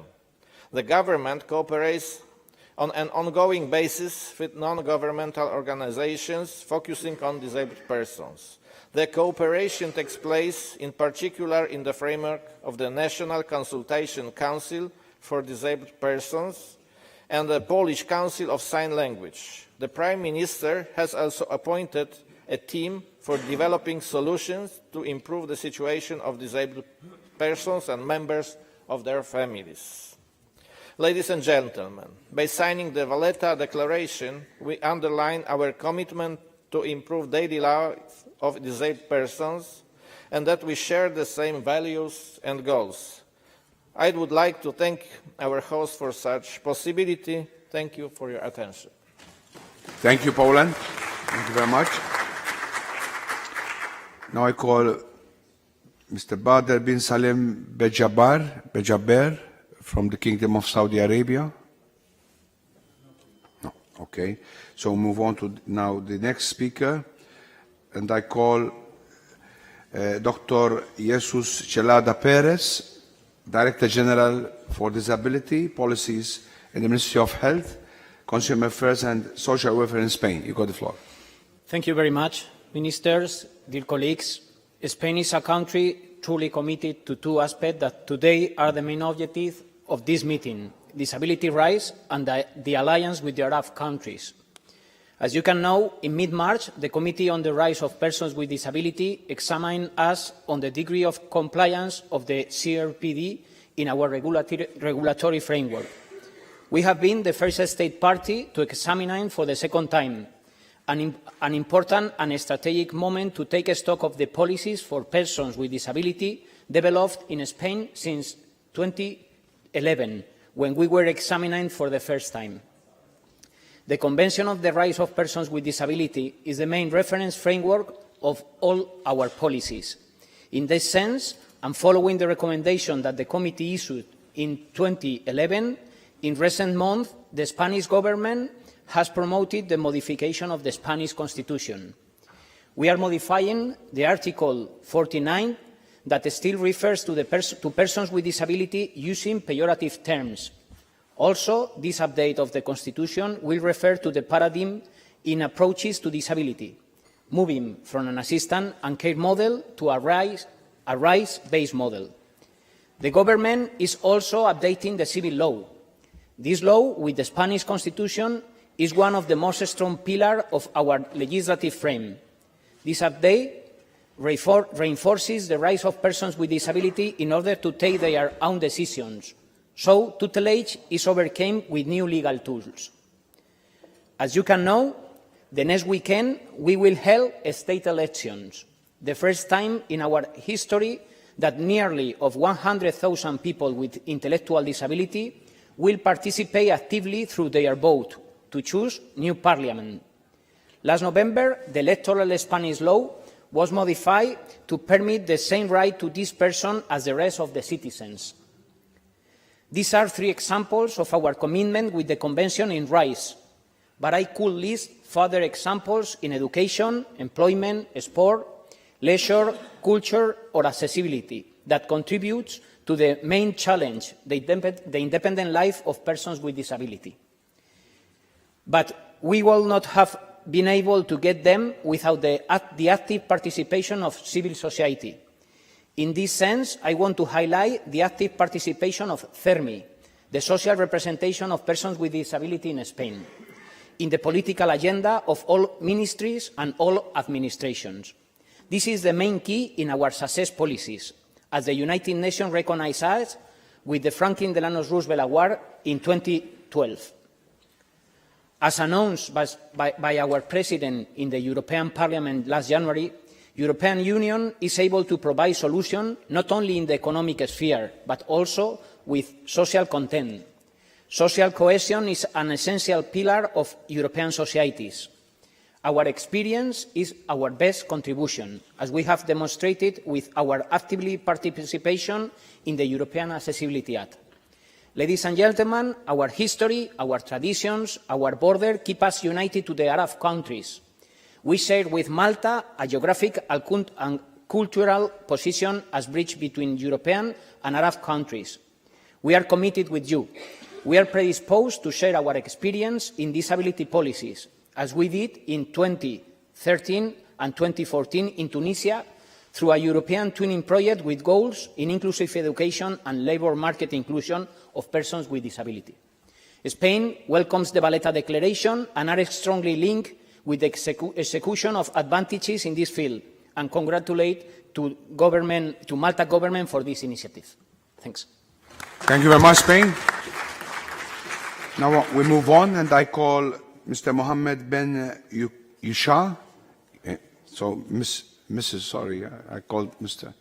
Director General for Social Advancement, Ministry of Social Affairs in Tunisia. You got the floor. Thank you very much. شكرا جزيلا. السيد الوزير الأول السيدات Thank you very much, ladies and gentlemen, representatives of the international and Arab organizations, representatives of the European organizations, ladies and gentlemen. I'm very pleased to represent the Tunisian Republic in this high-level meeting, which is which includes a high-level representation from the Arab state and European states, notably Malta, to discuss issues pertaining to people with disabilities, bearing in mind that in the Tunisian Republic, it is worth noting that promotion of the rights of people with disabilities is at the top and the forefront of our social development programs in our ministry, because as the ministry is currently working on harmonizing and aligning legal texts with the requirements of the UN Convention on the Rights of People with Disabilities, and bearing in mind that in this respect the percentage of employability of people with disabilities in governmental institutions and public sector institutions was raised significantly, along with adopting practical measures to enshrine the political rights of people with disabilities, notably candidacy to political elections and enjoying their political rights, as well as to play an active role in the public life and ensuring their social and economic integration, and setting a roadmap for social integration in Tunisia to have conducive and propitious policies that can improve and further the quality of services provided to people with disabilities in their households and in public facilities.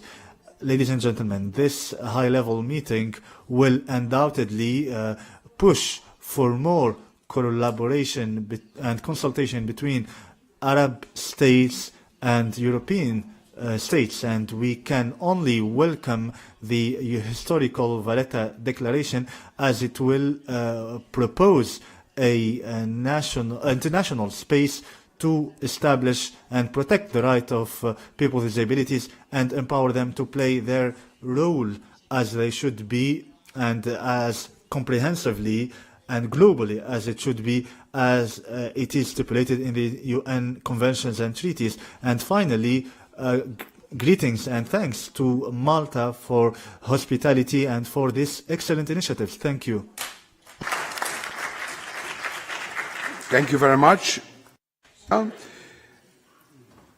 Now I have your name again, Your Excellency Rola Dashti. Perhaps it's time that you might add some other comments after hearing these interventions today. You've got the floor. Thank you again, Mr. Speaker.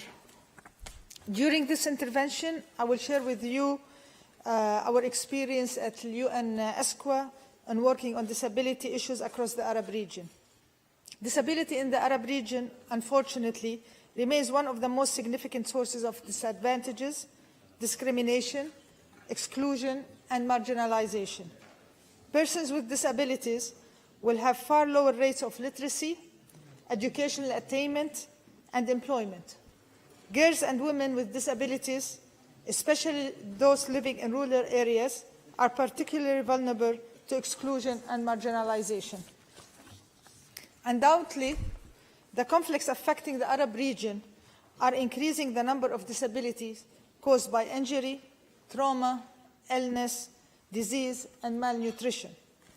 Despite those challenges, Arab countries are making great efforts to improve the lives of persons with disabilities. However, more investment is needed to make education and labor markets more inclusive and to overcome stigma and other barriers that hinder the full integration of persons with disabilities as active and productive members of their societies. For these reasons, in 2016, ASQA established the Intergovernmental Group of Experts on Disabilities to strengthen their intergovernmental cooperation, peer learning, and capacity building in its member states. It is the first regional network of government experts on disability policy, which meets regularly to improve implementation and monitoring of the Convention on the Rights of Persons with Disability, CRPD, and the Sustainable Development Goals. Translating disability laws into administrative practices, collecting data and disaggregating statistics on disability, and adjusting national disability assessment and determination processes in line with international standards. Our collaboration with League of Arab States had culminated in the issuance of unprecedented report on disability in the Arab region in 2014. Moreover, last year, we began developing an Arab disability indicator framework designed to better reflect the socioeconomic status of persons with disabilities across SDG indicators. At these meetings, ASQA has often requested additional expertise from Europe, including Malta, to share experiences and best practices. It was at one of these meetings that the idea first arose to expand cooperation between government networks in the Arab and European regions. I'm pleased to see that idea now come to fruition under the guidance and impotence of the government of Malta. European countries have made notable progress in implementing the SRPD and possesses considerable expertise that Arab countries can benefit from. We must capitalize on this progress and bring our regions together for the benefit of all countries involved. I'm here today representing ASQA to express our supporting for establishing a EU-Arab Cooperation Forum on Disability Rights. By formalizing cooperation between IGED and the high-level group on disability of the European Commission, we can advance the implementation of CRPD, improve the lives of persons with disabilities across the Arab region, and leave no one behind as we strive towards sustainable development. I look forward to this new and decisive stage in our work. Thank you very much. Thank you very much. Your Excellency Roda Dashti, now I call the representative of the people here in Parliament, and I call the first one, Honorable Carl Guder, who is the opposition spokesperson in Malta for Employment and Industrial Relations. You got the floor, Honorable Guder. Thank you, Mr. Speaker, honourable friends. Allow me first of all to join our Prime Minister and Leader of Opposition and our Junior Minister at the beginning of the conference to welcome you to Malta. It's a pleasure to have you all in our country. I think the speakers before me spoke about the role Malta always had as a blending pot where people from different cultures, different ideas, different opportunities came here, decided to work together and used our nation for the peace and prosperity of the world. And therefore, it is really a pleasure to have you here. I would like to also thank you very much for giving me the opportunity to be present here today. I usually speak about employment and industrial relations, etc., etc. And I think it's great to get a different perspective and understand more the difficulties and the challenges that people that have different abilities face even to join the workforce.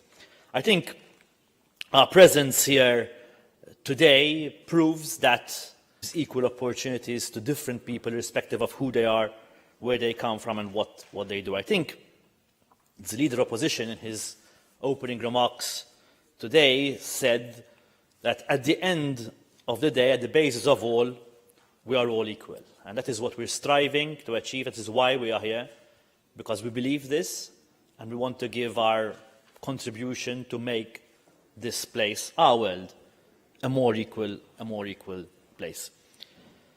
I think this discussion over here is a fantastic discussion. The fact that you are all here and have committed to come here is fantastic. And the fact that we're going to sign a declaration at the end of this discussion, which I have also managed to have a look at, I think is a step in the right direction. However, we have to make sure that this is followed by action. We are close to the year 2020. We're coming from the European Union, the Arab world as well. And I think we should strive for a commitment that eventually we won't even need to have these discussions anymore. We should strive for a world where we shouldn't be discussing the problems and the challenges that different able people face to join the world of work, because they won't have any, or we dream that they won't have any challenges when that comes. We should not be discussing the challenges, the difficulties that these people face to join political life, for example, because we strive for a world where these difficulties won't exist. We should be striving to not even have to discuss the stigmas and disadvantages that exist in certain countries for different able people, because these stigmas won't exist anymore. And so, I hope, and even from the opposition side, I commit that we also will give a contribution, that this meeting here in our parliament, a pretty new building, will be the start of something different, of a more just world, of a more equal world, of a world where these discussions won't have to exist anymore. Thank you very much for being here, and I augur you well in your work. Thank you so much.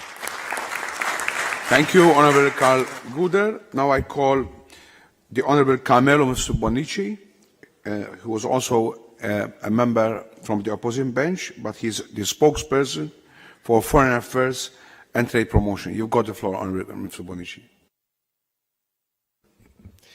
Excellencies, distinguished members of Parliament, those who are non-Maltese, welcome to Malta.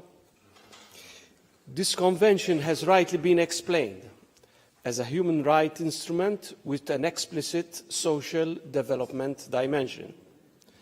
The world needs these legal instruments.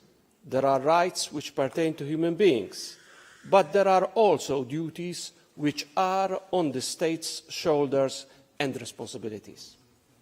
This is a general principle which applies to all, as the Universal Declaration of Human Rights paved the way, as it still rightly proclaims, 20 years after 10 December 1948.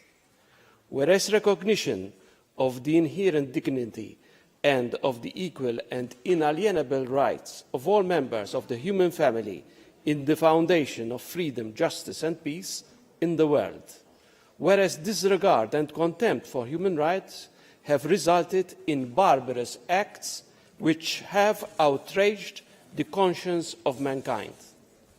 Let us not, in this regard, forget what the Nazi regime declared on the 14th July 1933 in its law for the prevention of progeny with hereditary diseases, declaring that there are lives unworthy of lives. Let us not forget the thousands of persons who died and suffered the atrocities of the concentration camps. Let us please be on our guard so as not to fall back into those evil pitfalls under the guise or masquerade of progress. Today, we believe we are living in a better world, truly one which recognizes at public international law the position of all human beings vis-à-vis sovereign states. But we should also accept that persons with special needs, disabled persons, bear greater disadvantages and various forms and degrees of discrimination themselves, and as experience has shown, their family and kin.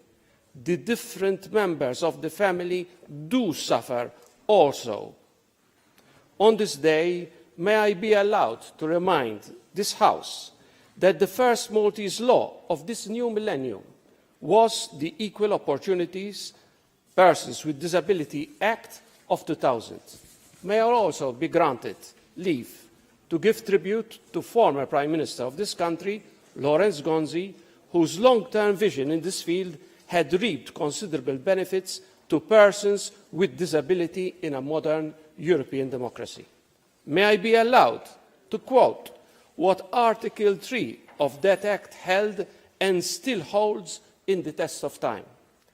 Every person has an intrinsic right to life, dignity, respect and mental, reproductive and physical integrity, and the state shall guarantee this right to persons with disability both before and after their birth.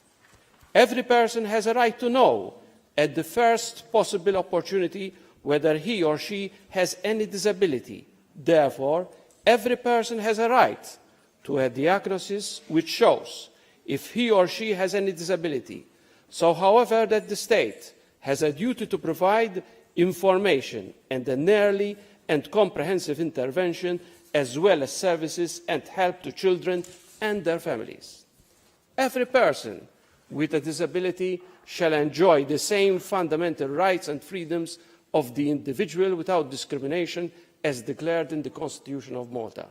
The state shall ensure that the exercise of such rights is also guaranteed when, together with the disability, there are also other factors inter alia, gender, age, ethnicity, belief, skin colour, trade union affiliation and the political beliefs of the persons with disability.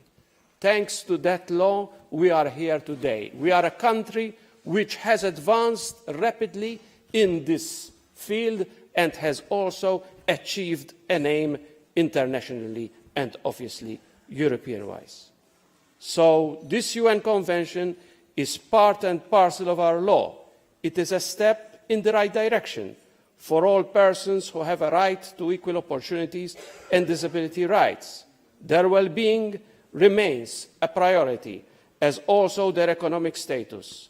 The truth remains that without an active welfare state, there are people who are more likely to live in poverty.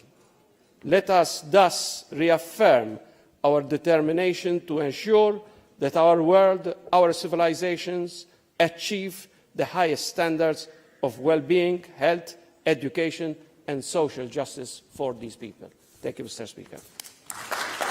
Thank you. Thank you, Honourable Cameron Bonici. Now I call the Minister for Foreign Affairs and Trade Promotion, Honourable Cameron Abela. You got the floor. Thank you, Mr. Speaker, colleagues, Excellencies, ladies and gentlemen.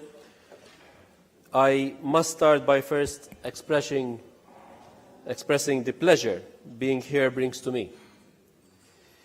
It is truly an honour to be with you today at this very first EU-Arab high-level meeting on disability rights. This is especially so as I am aware of the fruitful discussions which took place at technical level yesterday, and I would like to thank everyone who contributed to this.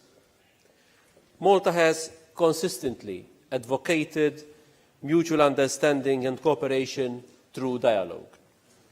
We demonstrated this through our initiative in 2007 to launch a Euro-Arab structured dialogue, which resulted in the first EU League of Arab States ministerial meeting held in Malta in 2008. We carried out in this vein by proudly hosting the European Commission League of Arab States liaison officer, known as ECLASLO, which has since 2009 exemplified the relationship between the two organisations and the promulgation of regional outreach. Euro-Arab cooperation must continue to be embedded in the fabric of our relations if we are to collectively prosper and thrive. The importance of the relationship between the European Union and the Arab world cannot be underestimated, and it is gatherings like this that further strengthen European-Arab ties, with the overall objective of bringing peace, stability and sustainable growth in our region. In this context, I would underline the proactive stance taken by both sides in the field of inclusive living in events such as the Special Olympics held in the UAE last month. It is important to ensure that both the European Union and the Arab world are on par and aspire for the best standards for all persons who wish to explore their potential further. Today's theme, that of human rights, specifically disability rights, brings us together in reaffirming the rights and full participation of people with disabilities in society. The promotion and protection of human rights is at the heart of multilateralism, which is a central pillar of the UN system and a core element.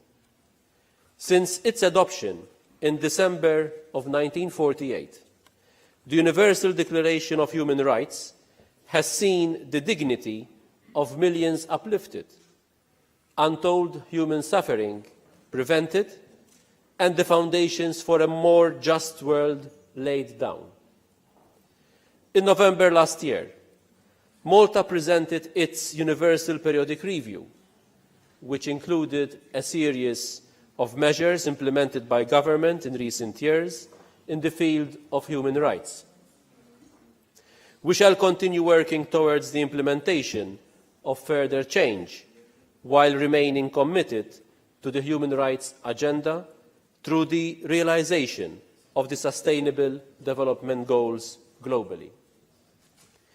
We should recall the 2030 Agenda, which includes persons with disabilities and has opened doors for their participation and recognition as active members of society. Specific reference is made to people with disabilities in the areas of education, economic growth, employment, inequality, accessibility of human settlements, and data collection, with the overarching principle of leave no one behind applying to all. The UN Convention on the Rights of Persons with Disabilities, CRPD, remains a guiding framework in implementing the SDGs. In recent years, we recognise a revolutionary change in approach, globally aimed at closing the protection gap and ensure that persons with disabilities enjoy the same standards of equality, rights and dignity as everyone else. Furthermore, the importance of working together with all stakeholders, policymakers, service providers and public authorities, both at local, national, but also at international level, reaching out to trade unions and the private sector, lawmakers and persons with disabilities, has continued to ensure synergies and coordination and to increase the impact of actions. Malta follows an approach of empowerment rather than protection. This through the Equal Opportunities Act and various other pieces of disability-specific legislation, such as the Maltese Sign Language Recognition Act and the Persons with the Autism Spectrum Act. These instruments were commended by the UN CRPD Committee in its concluding observations following Malta's first review by the committee last year.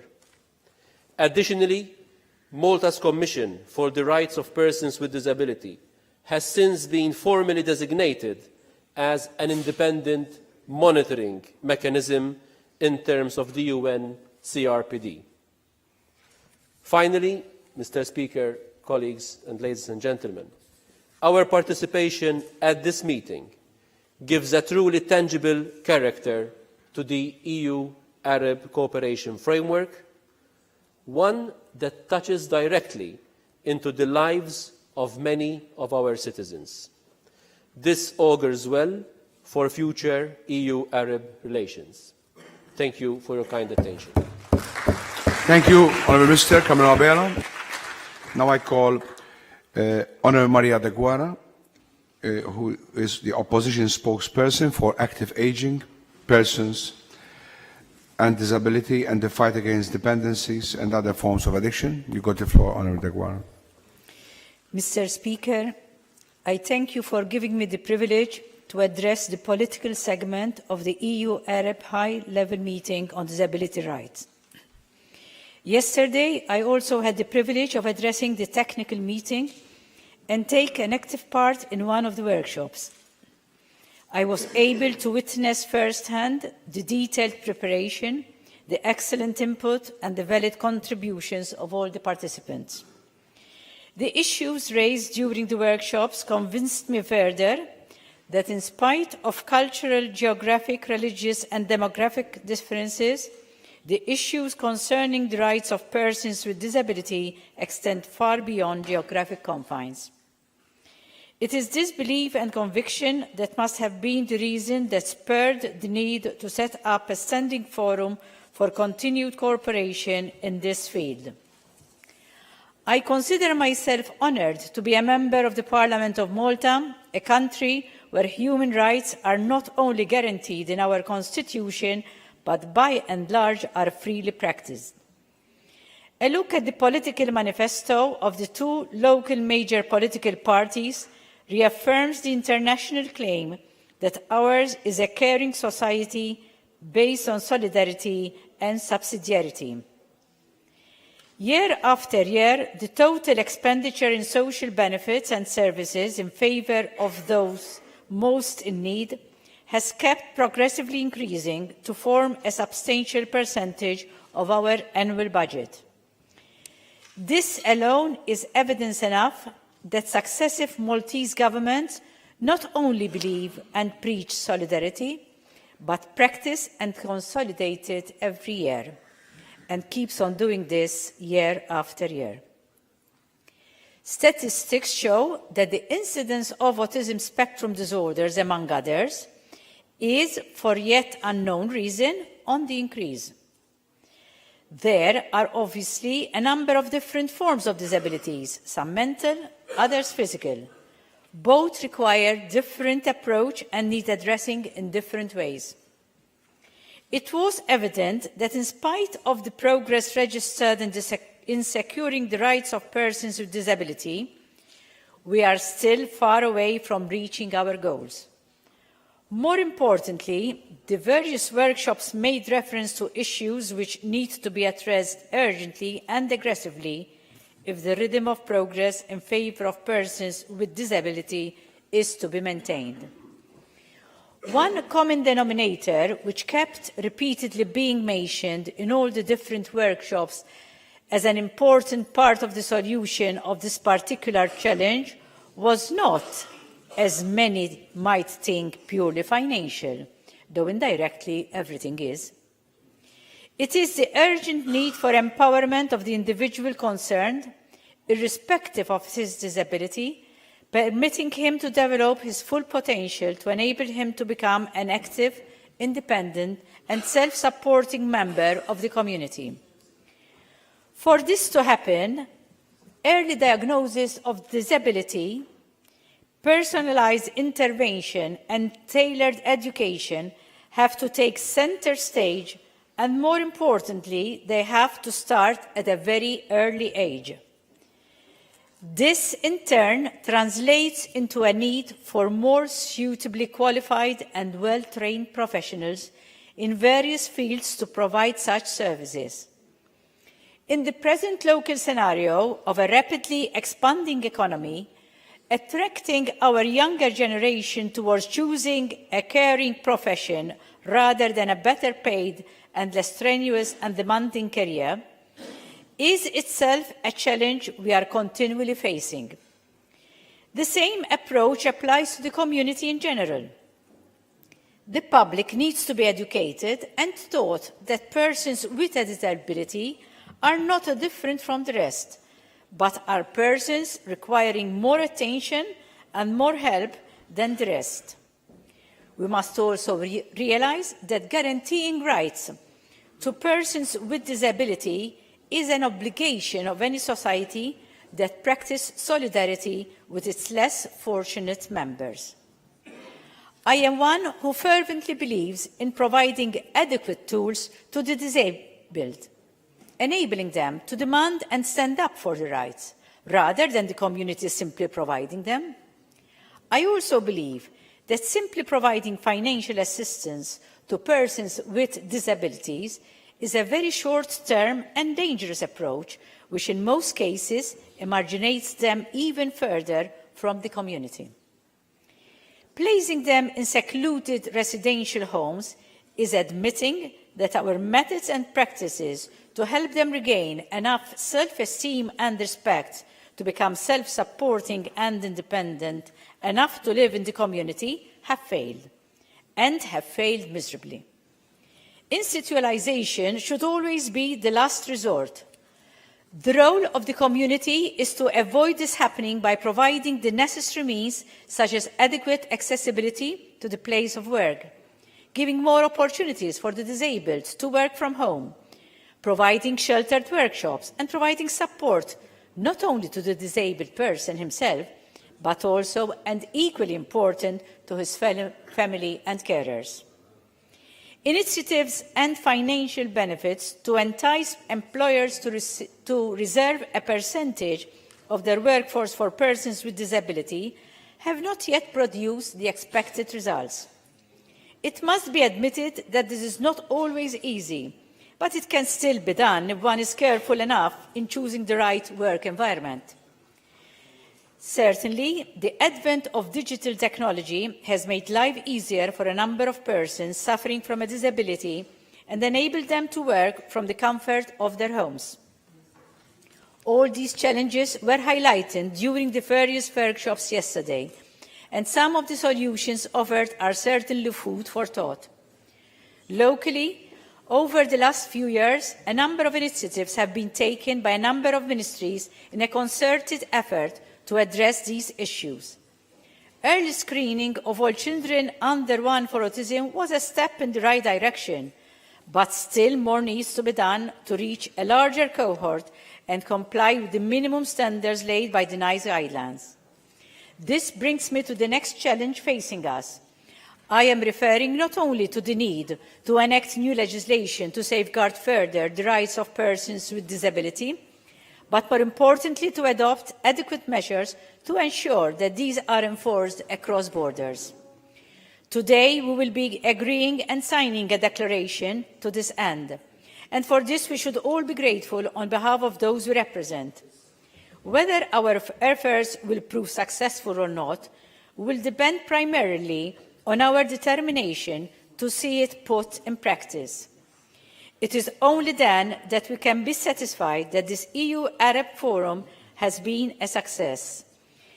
Before ending, I wish to say a big thank you to all those who have attended this forum, because I'm sure that the outcome will be for the benefit of all. Thank you very much. Thank you, Honourable Maria de Guara.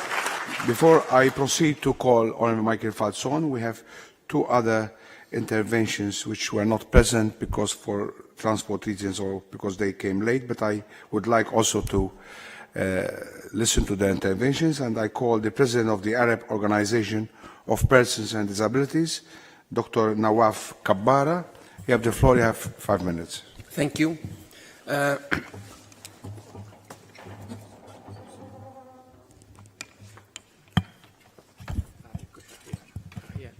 Is it okay now?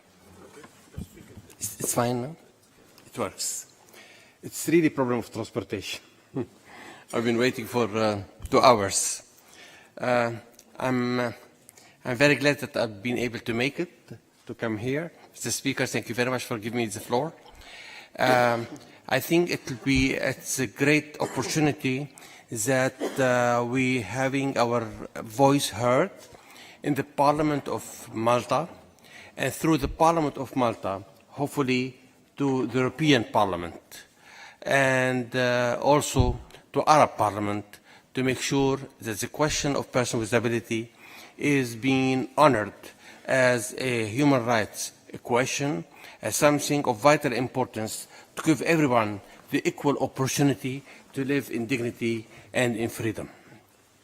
I think what we're doing here today is really a turning point in terms of creating some sort of a momentum for a better life, a better future for more than 10% of the population in Europe and in the Arab world.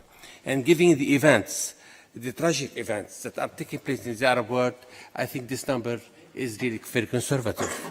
I think today we can talk about much more than this, with much more drastic situation of handicap and disability. In the coming, hopefully, reconstruction of countries like Yemen, Syria, Iraq, Libya, it will be a golden opportunity that disability is included. Otherwise, we'll be losing a big opportunity. And therefore, also I call about donors, especially Europe, and when they're going to contribute to help us to rebuild these countries, that disability is included in terms of accessibility and care in every aspect of the development projects that will take place. What we are interested in, Mr. Speaker, is that especially when Europe is one of the main donors for development in many regions in the world, especially in the Arab world, that disability should be included in every aspect of the donation to make sure that no one is left behind. We're looking forward. We in the disability movement in the Arab world and the disability movement in Malta and in Europe to work together for a better future for all of us. Thank you very much. Thank you. Shukran, Nawaf Kabara. Now I call Hala Hamad, the Director, Accreditation Directorate of the High Council for the Rights of Persons, in Jordan. You've got 5 minutes. سعادة رئيس البرلمان أصحاب المعالي والوزراء. Your Excellencies, the Speaker, I excuse you because I speak in Arabic. First of all, I would like to thank you for this valuable opportunity to take part in this high-level meeting.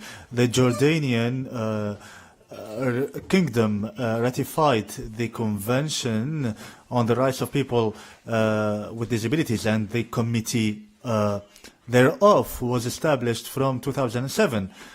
In 2017, the law on the right of people with disabilities number 20 was enacted, and it changed or shifted the approach from care to a right-based approach. And my work and my endeavor aims at reinforcing the rights of people with disabilities and meeting the requirements of the CRPD. As you know, in 2015, Jordan conducted a population survey which resulted in a percentage of 18.2% of Jordanian population, which is around 10.5 million. That percentage is the percentage of people with disabilities. So we have accreditation standards for diagnostics centers in order to identify people with disabilities and provide a special card for them to allow them to enjoy all the privileges and advantages, notably a free education and free social insurance. Jordan also provided alternative residence solutions which can be of value to those with disabilities, to put them in residential centers and to engage them and include them in social communities. Despite all the challenges that Jordan is going through, mainly with financial means and resources, we are nonetheless keeping on supporting people with disabilities. Thank you for your attention. Thank you very much. Now we move on, and for the last speaker, before we go for the adoption of the Valletta Declaration, and surely now I call the Minister Michael Falzon, who is the Minister in Malta for Family, Children's Rights and Social Solidarity. You've got the floor. Thank you. First of all, a very good afternoon to all, and not only thanking you for your participation here, but also for together with us and with others of strengthening our resolve.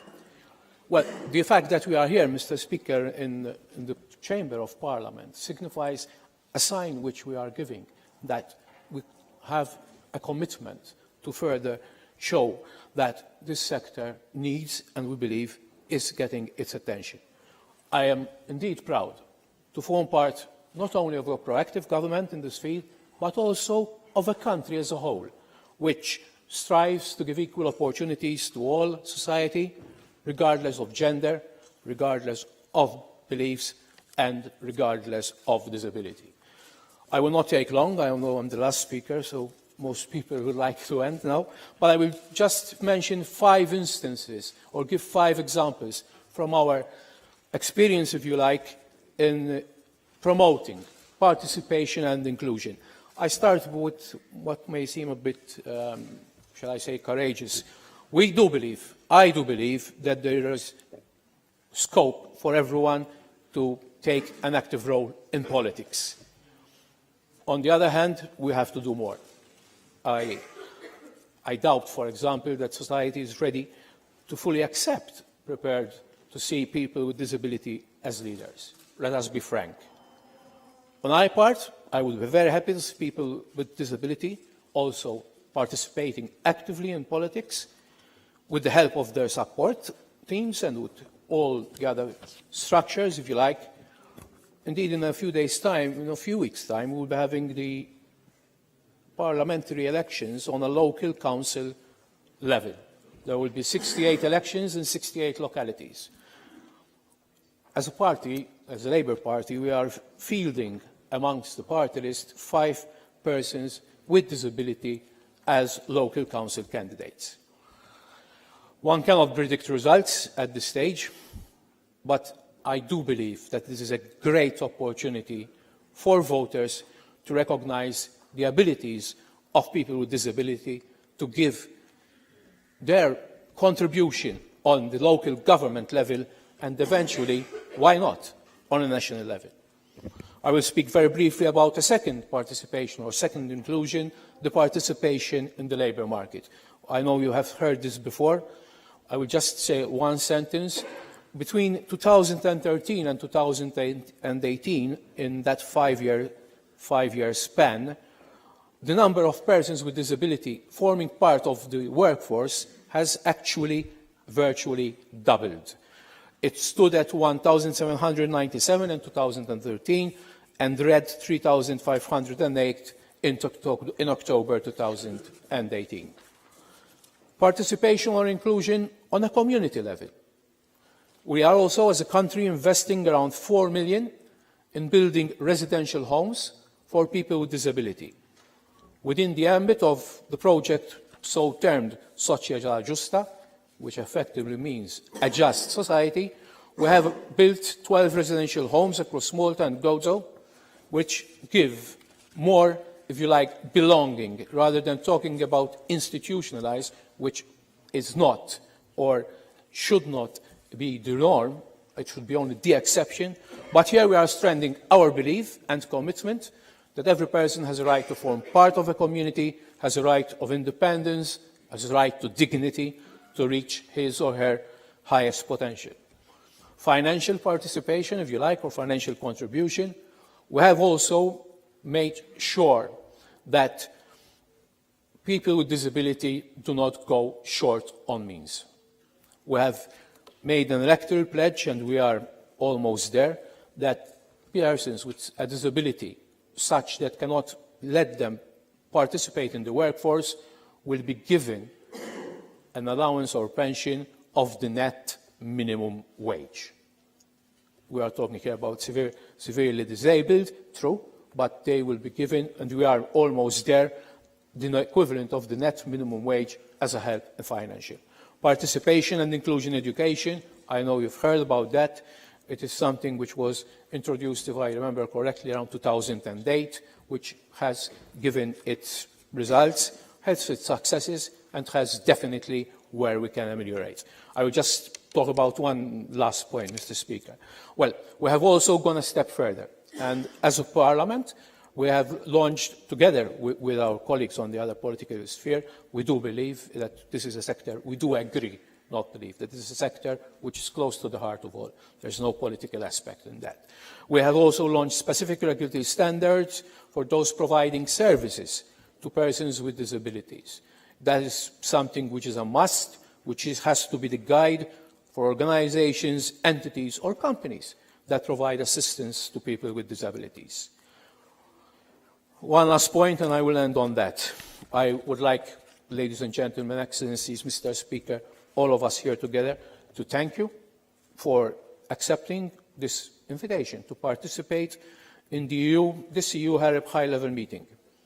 It is a once, it is a first, but I would dare say it is the start of a journey. We definitely, as a country, will be now analysing conclusions and recommendations reached at this meeting, and I end by pledging our countries, our parliaments, our governments' commitment to have further improvements in this field. I thank you very much. Enjoy the rest of your stay in Malta. Weather is fine today, so just make yourselves at home. Thank you. Thank you, Mr. Michael Falzon. Now we have the most important part of this meeting. We have the adoption of the Valletta Declaration on the EU-Arab cooperation in affirming disability rights and creating the EU-Arab cooperation forum in the field of disability rights. So I call the Parliamentary Secretary, Honourable Anthony Arjudicialis, to read and present this Valletta Declaration before we put it on for the vote, and then we also invite afterwards, if it is agreed, all the members to sign the declaration. Honourable Secretary Parliamentary, Anthony Arjudicialis. Thank you, Mr. President. Yesterday we had a whole meeting, a whole day full of discussion, formally through the day and informally in the evening. I feel lucky to have had the opportunity to meet so many people here today as well. As Parliamentary Secretary for Rights of Persons with Disability, I know that continuous dialogue with persons with disability, families and civil societies and experts inspires new ideas and set the pace for new energy that is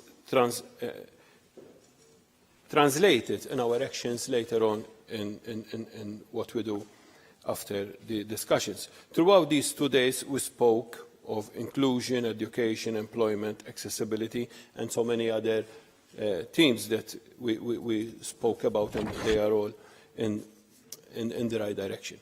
Network is considered as a very important tool between the two continents, as we have all spoke about it even today. And this is, in fact, something that we have to keep on building upon. Through this high-level meeting and the establishing of Valletta Forum, we would like to have set the first pace so that we will continue to develop what we have started today. However, what was also noted in this important meeting is that the network and dialogue on the national level in the respective countries will bring us together and create this atmosphere where we can share what we really believe and what we really think it should be done. So I am honoured to present this declaration, and I encourage you all so that after reading this declaration, we will sign the declaration, and this will be the first step about what we are thinking our future should be formed. Well, Valletta Political Declaration on EU-Arab Cooperation in affirmation of the rights of persons with disability and creating EU-Arab Cooperation Forum on the rights of persons with disability, Valletta Forum. We, ministers, envoys, and representatives from the European Union and the Arab world come together on the 25th day of April 2019 in Valletta to outline our commitment in the initiating deeper cooperation amongst us on the matter of affirming the rights of persons with disability. Point 2. We express our commitment to the principles of the United Nations Charter, which bind our countries and people through a common bond of understanding, as well as to the values of precepts underpinned the United Nations Convention on the Rights of Persons with Disability, UNCRPD. We further acknowledge our shared commitment and responsibilities to the United Nations Sustainable Development Goals, SDGs, which were adopted by representatives of the states here in attendance and signing this declaration. Point number 4. In particular, we reaffirm our commitment to the principles driving ethos behind the UNCRPD, that of ensuring the involvement of persons with disability in decisions affecting their lives and their future. That is also an essential component in achieving the wider purpose outlined in the 2030 Sustainable Development Agenda. Point 5. We acknowledge, salute and encourage the efforts undertaken so far in putting into practice the obligation of the UNCRPD and of the SDGs by national governments and European Union towards the implementation of all human rights and fundamental freedoms enshrined in the UNCRPD, including through the creation and further development of institutions to fulfil the obligations and governance requirements emanating from Article 33, and to achieve the goals in the 2030 Development Agenda, including by participating in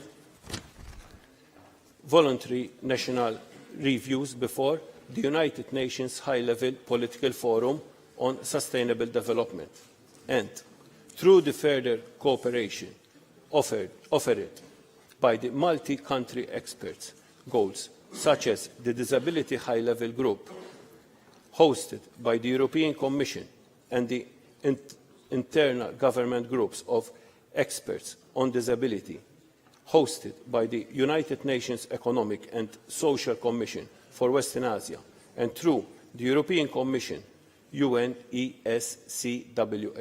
and the League of Arab States initiatives to involve stakeholders such as civil society representatives in efforts such as research projects and university-based research programs on the rights of persons with disability and consultation expertise.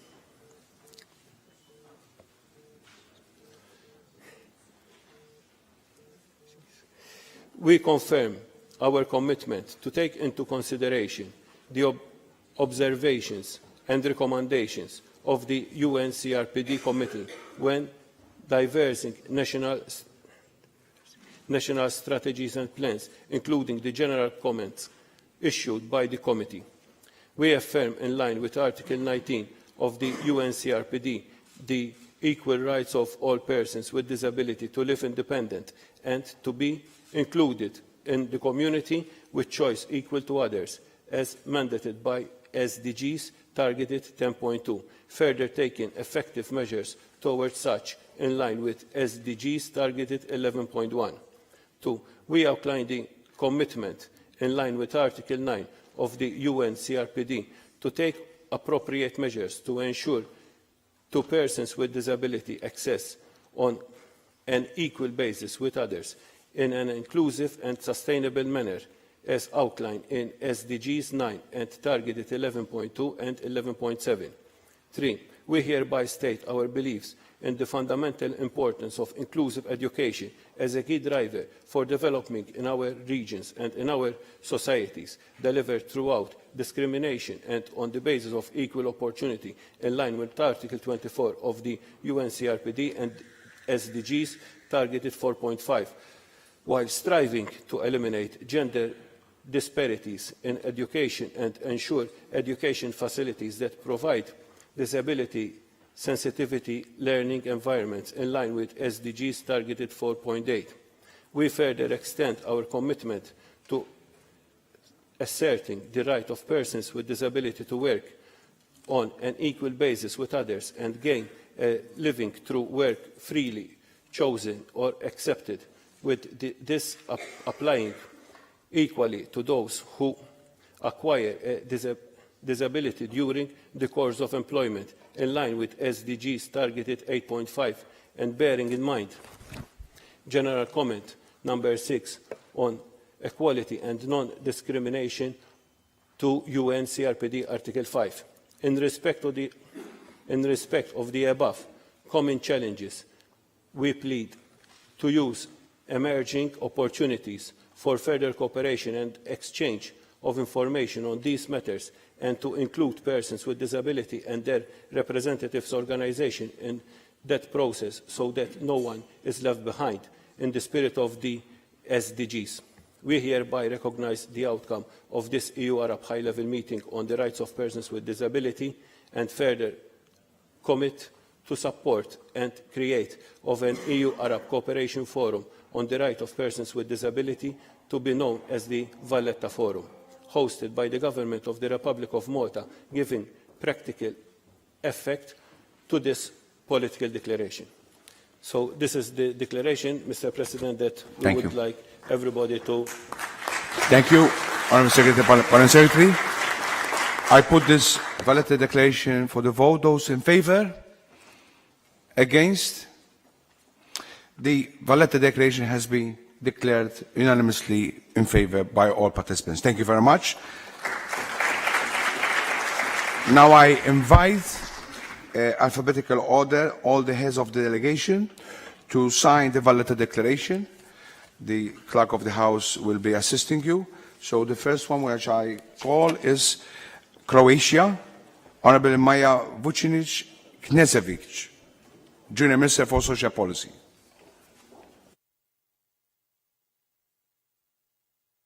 Followed by Cyprus. You can prepare Cyprus. Mr. Andreas Demostinos.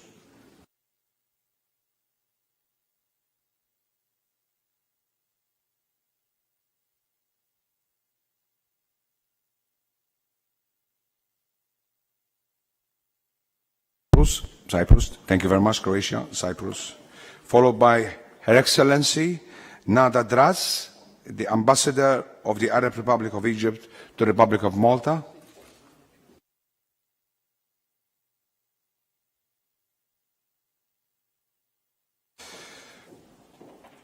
Following Egypt, Mr. Alexis Rickenbach.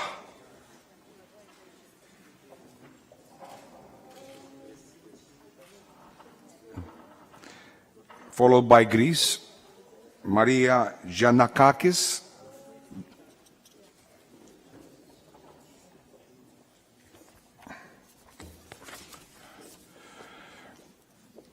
Followed by Hungary, Paul Zekeris.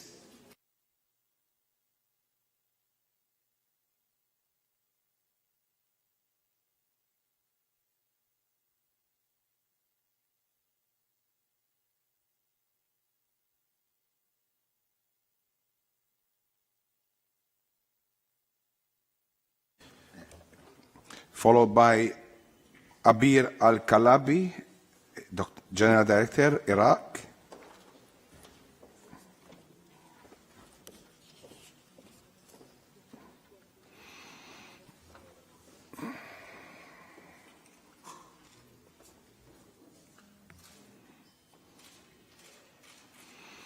Followed by Ireland,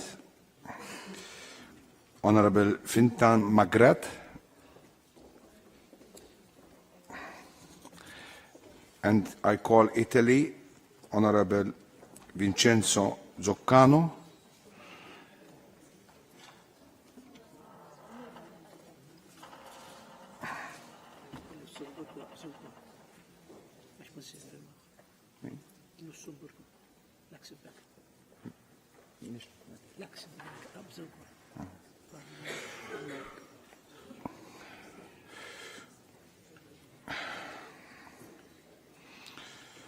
followed by Jordan, Hala Hamad,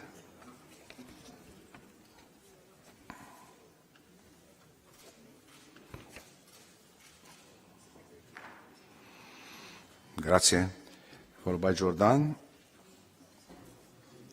I call also Kuwait, Dr. Shafika Alawati,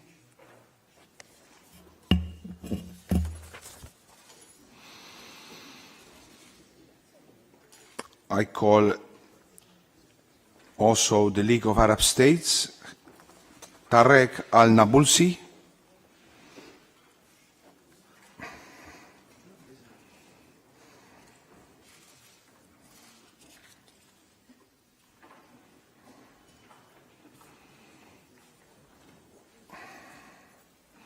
followed by Malta,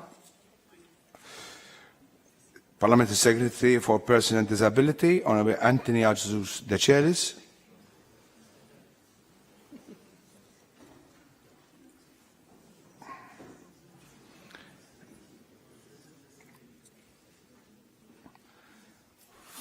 Followed by Mauritania, Mohammed Ol Abdurrahman.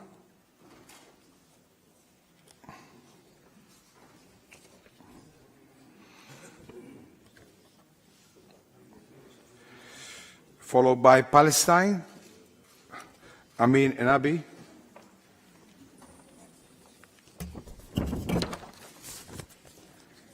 Palestine, Amin Enabi.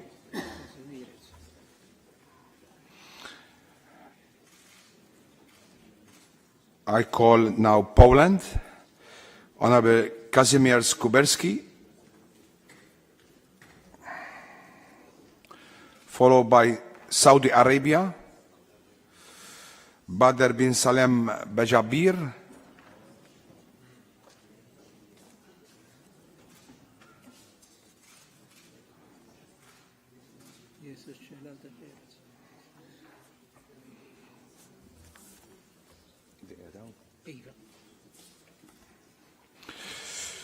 followed by Spain, Dr. Jesus Chelada Perez. Thank you. Followed by Tunisia, Raja Ben Brahim, Tunisia.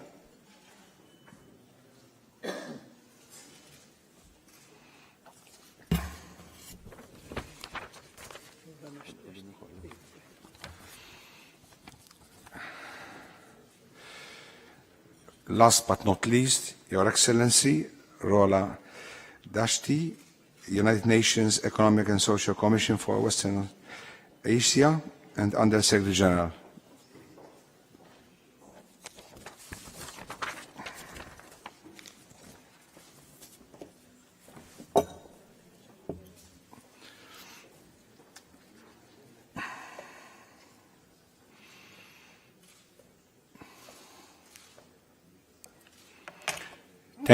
Thank you very much. Thank you very much for this important Valletta Declaration. I want to thank all the participants for this success of this important high-level meeting, which was an opportunity for the Arab and the European states to share their experiences and further collaboration in advancing the rights and of persons with disabilities so that they continue to live in dignity. I now invite you to have a commemorative photograph, which will be taken at the third floor, at the terrace, followed afterwards by a lunch. Thank you very much.